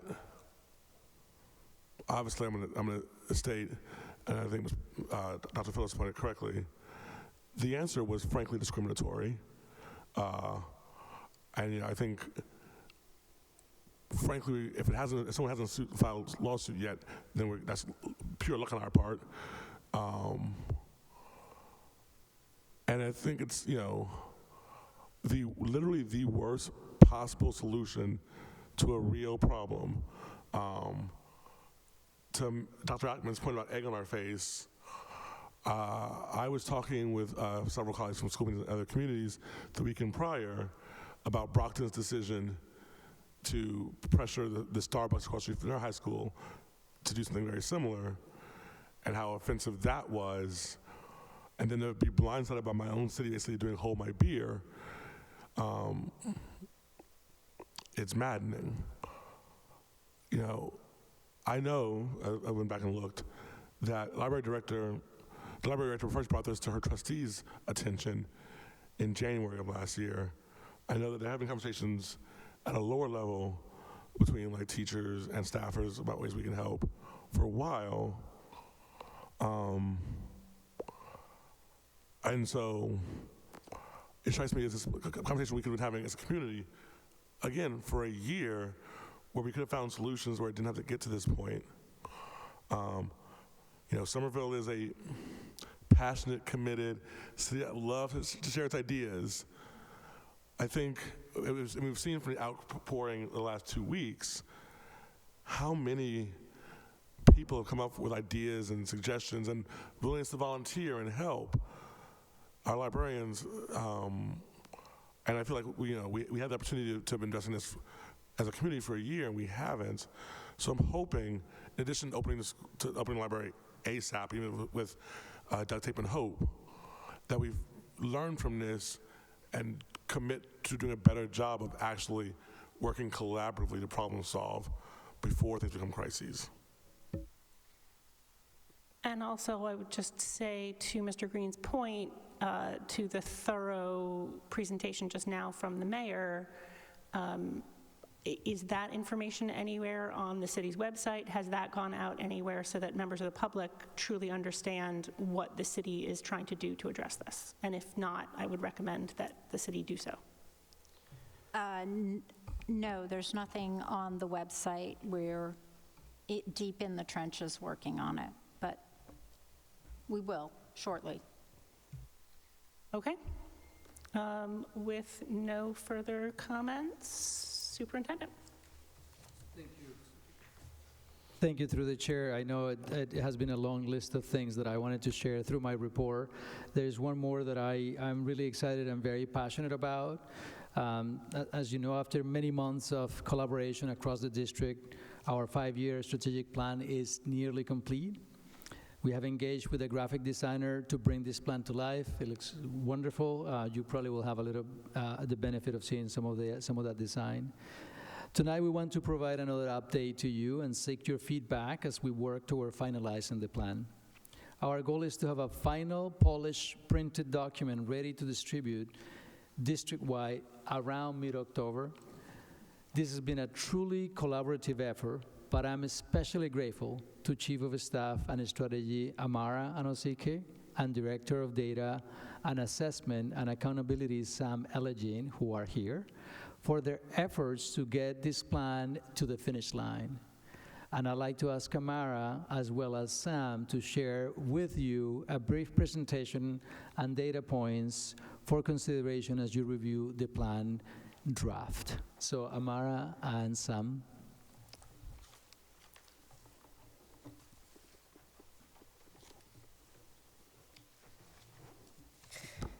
Thank you, Dr. Carmona. We are very excited, as he said, to share an update on the strategic plan and just how much work went into this as a community. But before we get into that, next slide, I think we thought it made sense to talk about the why behind the plan. So first and foremost, the strategic plan allows the city of Somerville Public Schools to develop a roadmap for success, to provide clear and actionable path for achieving goals in a transparent and equitable manner. And ultimately, the why is student success.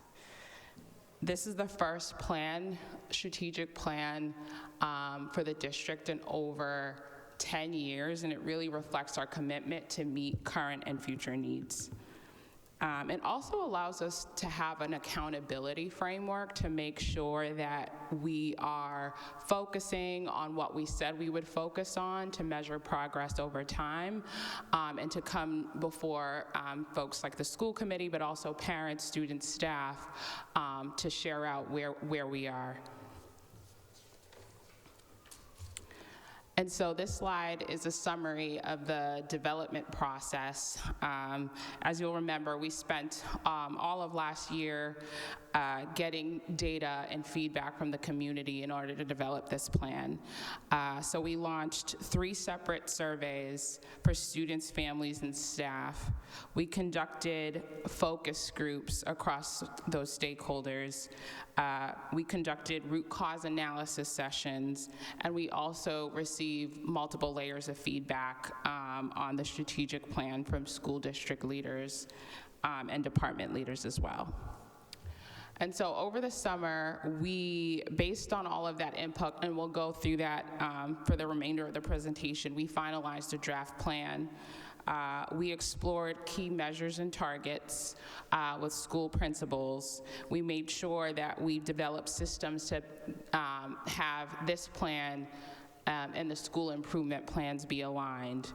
And today we're sharing that with you today, which is the draft plan. We also intend to launch a data dashboard in conjunction with the plan and monitor progress over time. Right. So as Amara just said, it was quite a robust process in collecting feedback from different stakeholders in the community, that including students, staff, and families. We conducted over 40 focus groups, collected over 2,600 survey responses, and got responses representative across all of the schools in different languages as well. Next slide, please. Now, as we shared in our entry plans finding presentation on February 26th before the school committee, we analyzed the survey and focus group data and were able to identify key themes that emerge across all of the feedback that we had received. And these areas included academics with focuses around curriculum and instruction and tiered support, wellness with focus around SEL curriculum and behavioral and mental health, access specifically focused around facilities and special programs, and people, focused around talent development, staff and student diversity, and family and community engagement. Next slide, please. Now, as a result of all this data that we reviewed, we were able to identify areas of strength and also areas for improvement. So some of the areas for strength that were highlighted was that there's a joy for learning and high-quality educators in our school district, that there's strong mental and behavioral health supports and a desire for us to continue to invest in this. An appreciation for the OST programming, athletics, and CTE programs, professional development, coaching, and leadership opportunities for our educators, and robust translation services. But some of the areas for improvement that were highlighted and reflected in the data included a need to review curriculum, instructional practices, and tiered supports, facility updates specifically needed at the Winter Hill and the Brown schools, staff diversification efforts, more middle school targeted OST programming, and better communication between the district and families. Next slide, please.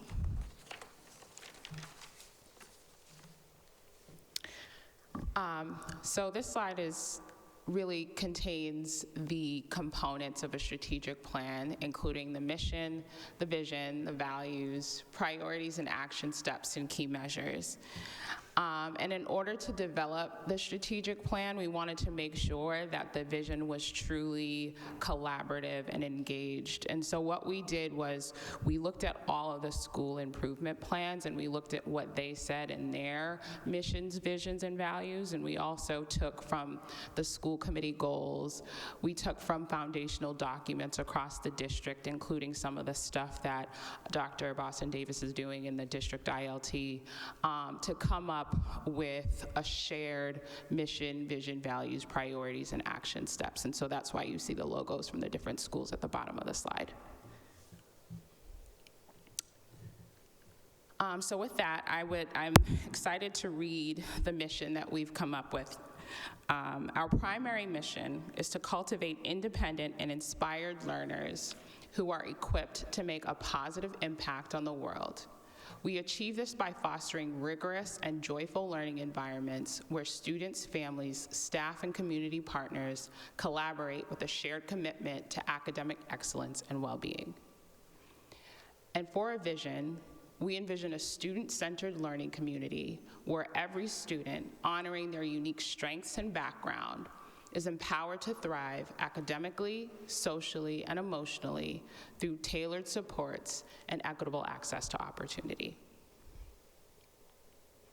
And so I'm not going to read everything on this slide, but this contains our core values, which include empowering every child to realize their potential to become leaders and achieve academic excellence, cultivating a robust partnerships and engagement with families and community stakeholders, prioritizing the whole child, recognizing that their social, emotional, mental, developmental, and physical health are foundational pillars for academic success, using data to drive decision-making, embedding equity and access into every aspect of our school culture and community, sharing responsibility across staff, students, families, and the community members.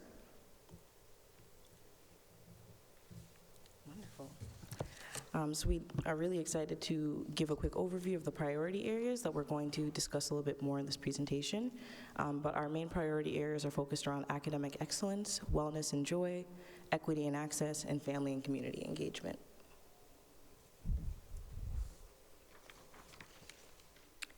So in regards to our priority area of academic excellence, our overarching goal is to really establish a shared instructional framework of academic achievement. And we plan to do this through implementation of high-quality, evidence-based, and culturally responsive pre-K through 12 curriculum, through the promotion of instructional rigor, through educator development, and by cultivating a culture of educators as leaders, by identifying and implementing best practices for targeted supports to meet the academic and social emotional needs of all students, and creating a portrait of an SPS learner. And some of the ways in which we'll monitor our progress is through reviewing our data to see an increase in students' academic growth on assessment measures such as MCAS, which is given to students in grades 3 through 8 and also high school in the domains of ELA, math, and science, access for our multilingual learners, iReady for math and reading, students in grades 3 through 8, and DIBBLES, our early literacy assessment. And we plan to work towards this academic growth in line with DESE accountability targets and assessment-specific growth targets. Next slide, please. So in terms of our priority area of equity and access, our overarching goal is to expand equitable access to programming, supports, and structures in order to bridge opportunity gaps and foster belonging. Some of the ways in which we plan to do this is through the development of a comprehensive system to disrupt persistent disparities across various student populations, the strengthening of workforce diversity initiatives, expansion of access and increased enrollment in out-of-school time programming, expansion of access to CTE and scale, and ensuring access to safe and welcoming and inclusive facilities. And some of the ways in which we plan to monitor progress in these areas is to review again our data, such as the data mentioned in the academic excellence section, and really ensure that we see a narrowing of opportunity gaps among subgroups of students, increased enrollment in programs such as out-of-school time, CTE, and scale, and increased diversification of our workforce. Next slide, please. The next priority area is wellness and joy, and we plan to proactively invest in wellness and joy to support student and staff well-being. And we hope to achieve that by strengthening the implementation of evidence-based, culturally responsive, social, and emotional pre-K through 12 curriculum. We also plan to promote wellness, prevent crisis, and proactively respond to student needs through the leveraging of teams. We also hope to enhance student community building opportunities through the expansion of clubs, athletics, and other out-of-school time offerings. And finally, we hope to implement a system for acknowledging and showcasing educators and initiatives that demonstrate exceptional leadership. We hope to monitor progress through a continued decline in chronic absenteeism a consistent increase in graduation rates, an increase in students reporting feeling a sense of belonging and positive relationship with peers, and as measured, and staff as measured by the Conditions for Learning survey. Our next priority area is family and community engagement, and our goal here is to strengthen family and community engagement to foster a collaborative system where families and community partners and schools work together to help students to thrive. We plan to achieve this by streamlining communication, leveraging families as partners in learning, and strengthening partnerships with local universities, businesses, and community members. And we intend to monitor progress by seeing an increase in families feeling well-informed and involved in their child's school and community as measured through the Conditions for Learning survey.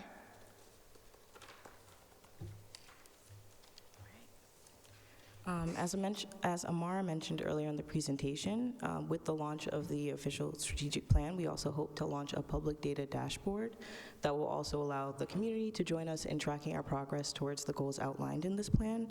Here you can see a screen grab of kind of that main page of this public-facing dashboard where the user can click into different areas and review some of our data. And on the right-hand side, you'll see a mock-up of a graph that would be included in this public dashboard, in this case showing ELA MCAS data and comparing our performance of students meeting or exceeding expectations to the state, both for grades 3 through 8 and for high school. And on the right-hand side, a filter, which allows you to toggle to different student subgroup populations. Next slide, please.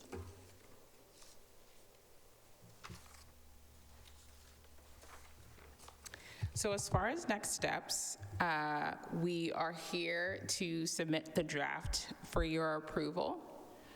We also have a graphic designer who's finalizing visuals of the strategic plan, and you can see a little mock-up on this slide. We hope to then share the official strategic plan with the community at large in mid-October, and in conjunction with that, launch the public data dashboard. From there on, we'll be monitoring progress with the community and also aligning the strategic plan to our school-based improvement plans. And I would like to thank everybody who participated in this process. As we mentioned, we engaged in a really robust process with students, families, staff, department leaders, central office leaders. So thank you all who contributed to the development of this plan. Thank you so much for that plan. I have Mr. Green. So thank you for this, and thank you for all your work. It's having some kind of written strategic plan for the district has been a long-term wish of mine, so I'm glad to see this progress. That said, I would not want to vote on it until our next meeting. It's a short but dense document. I'd like more time to think about it. I'd like to be in the public for 2 weeks, so the public has questions for it. I think that's just to be a reasonable thing to give the community some time to also see it before you approve it. So my preference would be to approve it at our next meeting. Unless there's a request from the district for us to do it tonight, that's fine with me. Is there,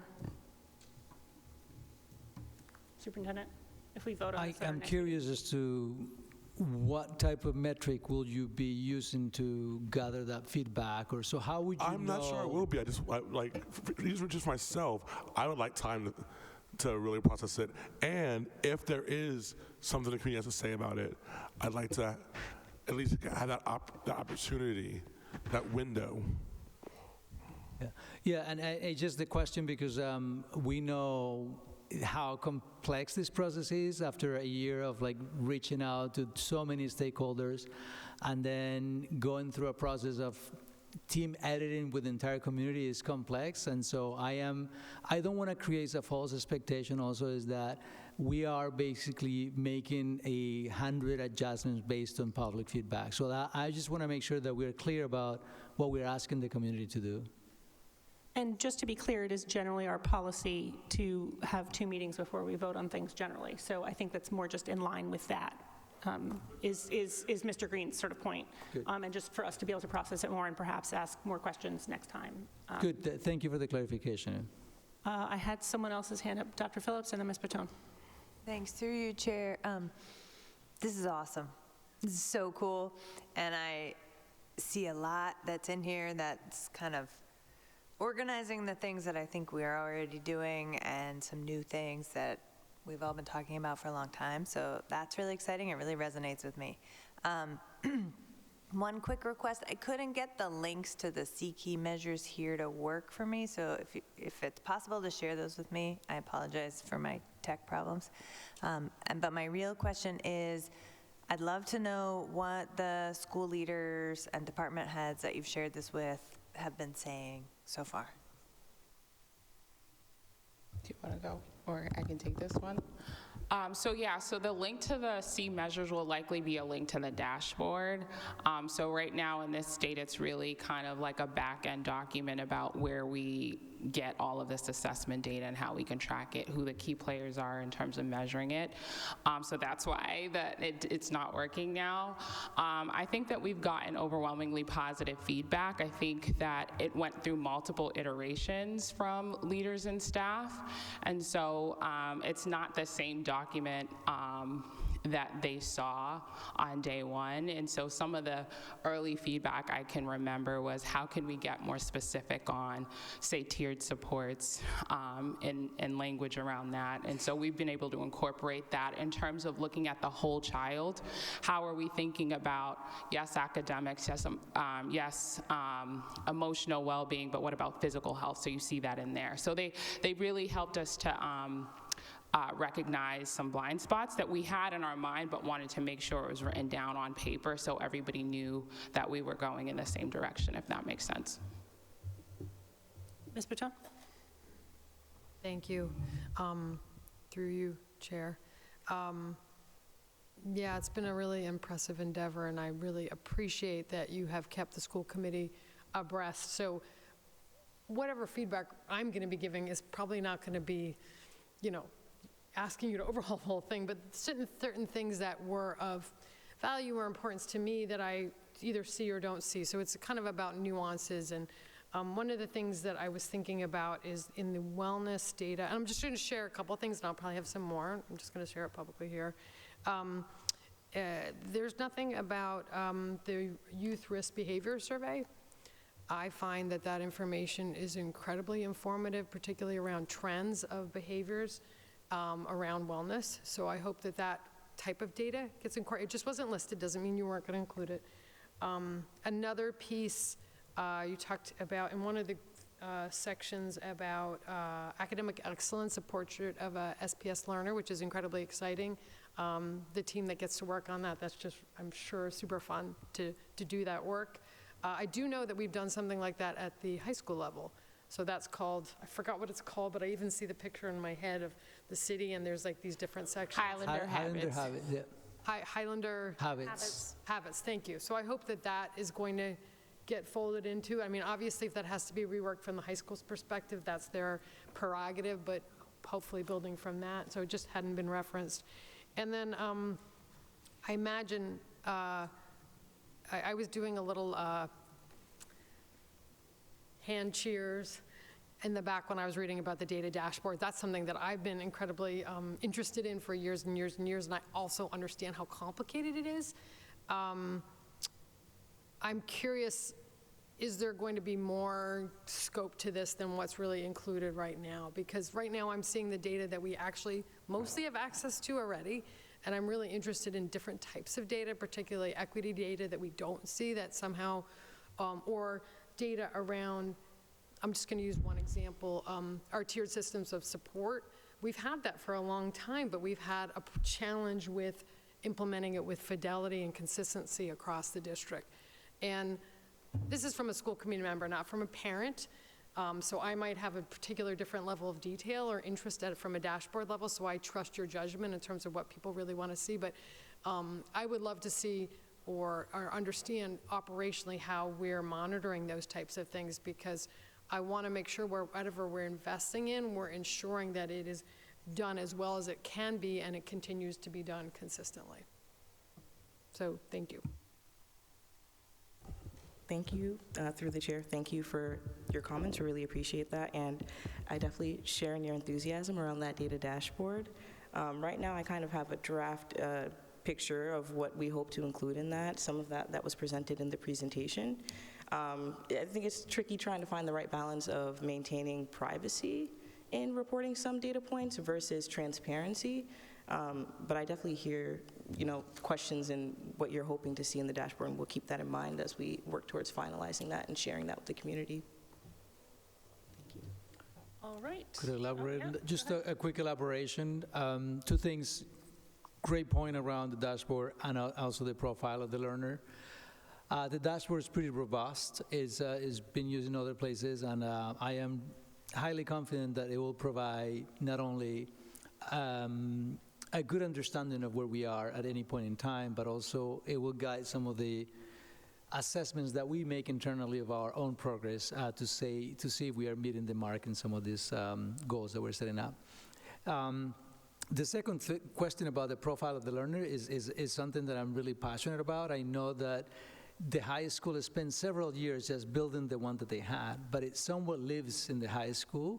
And for me, is what does that mean for a middle school student? What does that mean for elementary, for kindergarten? So it has to be the backbone of who as a community do we think our kids should be walking out of our high school look like, building up on the Highlander habits. But I think it should be not just the Highlander habits, but it should be a pre-K through 12 document that lives, that helps us define that for us. Yeah.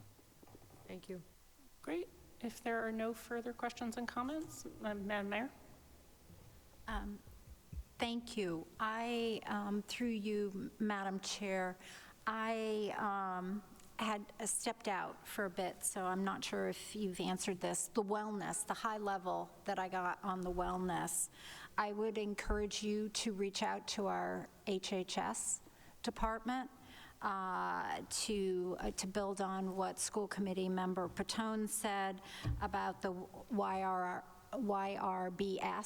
I will say that a wellness report needs assessment was done by Cambridge Health Alliance back around 2014, 2016.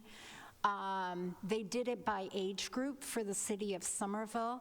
They identified youth that were at risk, and the highest youth that were at risk were high school girls, Latinas, which, if we do a rough sort of numbers-wise, it's almost a quarter of the population of our high school students. And it's just coincidentally, last week, I had a conversation about where are we on the wellness? Have we actually made progress on this? And they said, one of my HHS staff said that they would look into it, but they could probably say there has not been progress made on this. And with a quarter of our population, I think we need to identify. And the well-being, I think, was social, emotional, and what was the other category? There were two categories, but it wasn't about physical health, too. So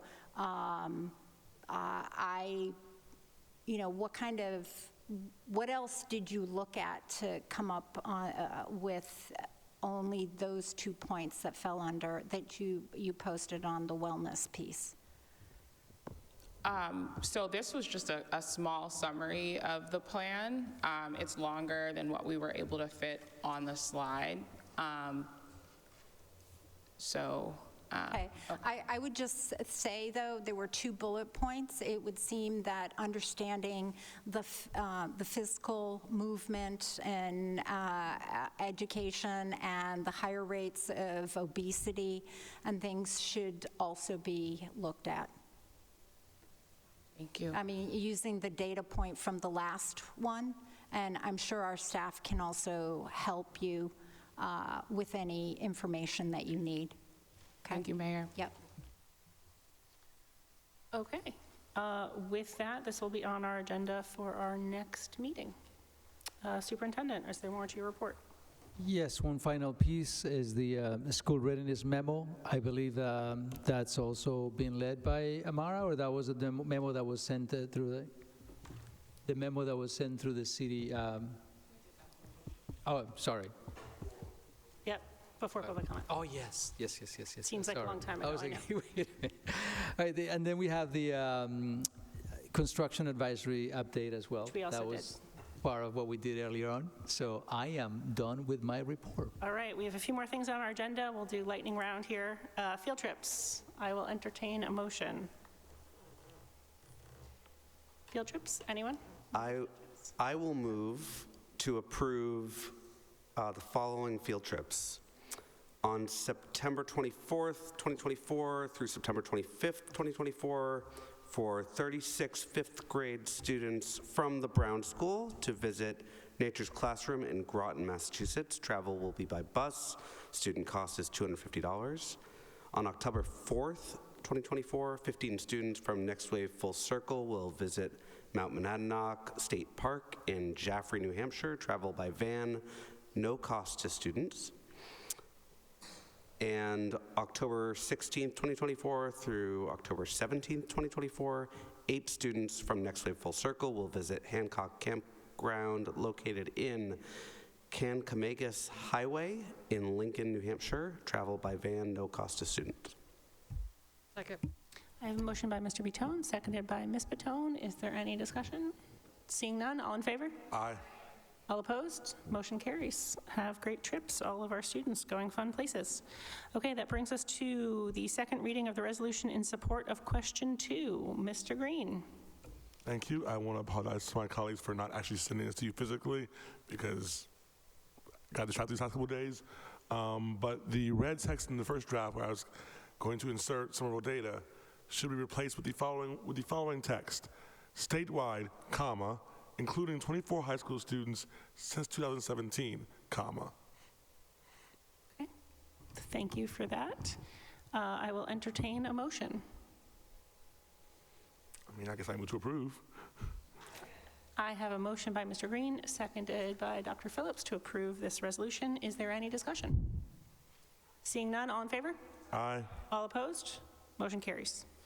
That brings us to the Cummings School renovation. Dr. Phillips, do you want to walk us through the new motion that we now have? Yes, but please add on what I am missing. So we took the motion where we ended it at the last meeting and sent it to our lawyers for review and addition. And then Ms. Patone kindly sent along a suggestion to also add in there information about making sure that the Cummings can hold students should we need them to, and Ms. Patone, let me know if I'm missing anything. So the lawyers worked that all out, and that is what's in our packet. There is the motion without Ms. Patone's edits and the motion with Ms. Patone's edits in there. Ms. Patone? Thank you, through you, Chair Krepchen. The intention was asking the city to move forward planning work in the event that we would have to use this building in the future to house students in case of an emergency, and also to mitigate any continued deterioration of the building due to things like water. So the idea here is that we understand that there could be a circumstance where this building would have to be put into use for students. We hope it won't happen, but in the event that it happens, we really want the city to commit to making some plans so that we can react to it in a more thoughtful manner, and instead of being, and we understand it would always be an emergent manner, but to have some plans in place. And that if we're going to be using this as a warming station, this is a great opportunity to move some planning forward for emergency use. But I'm welcome to any language changes, whatever. It was just a suggestion. Okay. With that, there is a motion in front of us if somebody would like to move to approve it. Yep. I just want to clarify that it's the with Ms. Patone's additional language is what's in front of us? Yes. Thank you. The City and School Committee. Thank you. I move to approve this motion. Second. Motion by Dr. Phillips, seconded by Dr. Ackman. Is there any further discussion? Mr. Green, and then I just have a really quick question for the city. I want to thank them for the information memo. It answers most of the questions I had, so I just have one last question. Will the center be staffed and overnight? Will it just be people go in? Will there be any staff there? And if so, who is staffing it? Madam Mayor. So thank you. We have to put the RFP out first, so I can't tell you exactly who's going to win the contract. If we liken it to last year, it was housing families who managed it. They are there. They're there overnight, and they close up. And if you don't have the number off the top of your head, I totally understand that. I would love to know. Using housing families as the example, about how many staffers did they have overnight manning it last year at Armory? I would have to ask the exact number, but I'd been over to the warming center a couple of times. We did have a security person there, and I think there were like 3 or 4 up until a certain period of time, like maybe it was 11 o'clock or something, and then I believe that there was a change in staff. There are also volunteers that they work with that are in addition to who are out of the goodness of making our community or just communities compassionate. These volunteers are just amazing. Some of them come with very specific skill sets too. But we can get you the exact number on that, but I don't know, or how the RFP is going to be crafted. President Campen. Thank you. I'm strongly in support of this usage of the Cummings. I want to thank the administration for putting all this together, and to the school committee for all your work that's gone into the MOU. And just because I've been contacted by a number of constituents, there was a public communication sent out to neighbors of the Cummings school probably 2 weeks ago. So this kind of, the neighborhood is learning about this in real time, and I just, for folks who are paying attention to this meeting, I just wanted to share my support for this and also my commitment for there to be an informational community meeting with staff from the administration for people who live nearby to learn how this facility worked last year, how it's intended to work this year. For everyone who this is kind of news to, this is a facility to make sure that people don't freeze to death, which has happened in Somerville in recent memory. This is about keeping people alive. Last year it was located at the Armory. That was a success. There were also logistical issues because the Armory has basically nightly large events with many members of the public coming and going through the same entrance. It was kind of logistically challenging. I don't want to pretend there were no issues that came up with that, but I think that was the impetus for moving it. If there are any members of the public or colleagues here who'd like more information about how it went last year, I'm totally happy to have a conversation. I can send all the information that I've sent to residents who have reached out. There is also a dedicated email address that the administration has put together, which is warmingcenter@somervillema.gov, that anyone in the public can reach out to with questions. We are many months away from this actually being stood up, so there is plenty of time for people to get their questions asked, concerns addressed. And with that, thank you all. Okay, if there is no further discussion, we have a motion in front of us made by Dr. Ackman and seconded by Dr. Phillips. Did I get that right? No. So, yes, okay. All right, all in favor? Aye. All opposed? Motion carries. That brings us to 2 policy manuals for a second reading. I will entertain a motion. I move to, sorry. I move to accept the changes to file EBCFA face coverings. Second. I have a motion by Ms. Barish, seconded by Dr. Phillips. Is there any discussion? Seeing none, all in favor? Oh, yes, sorry, you had a... Apologies, just wanted to thank Member Pitone for his work on this policy. My husband is very excited about it. Okay. All in favor? Aye. All opposed? Motion carries. That brings us to another second reading. I move to approve the removal of file JLCBE MDPH school immunization regulations from our policy manual. I have a motion by Ms. Barish, seconded by Dr. Phillips. Is there any discussion? Seeing none, all in favor? All opposed? Motion carries. That brings us to items from committee members. Does anyone have any items? Seeing none, that brings us to condolences. Dr. Phillips? We have one, but I'm locked out of my email. So do you want to read it or you want to wait till next week? I apologize. I'm happy to read it. Oh, okay.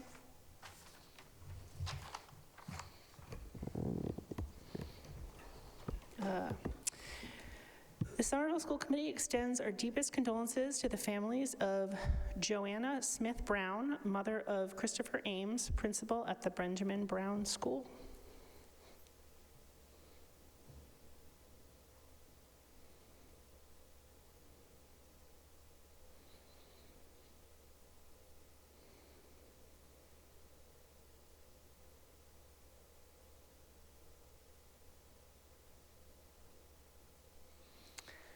And with that, we are adjourned. Have a good night, everyone.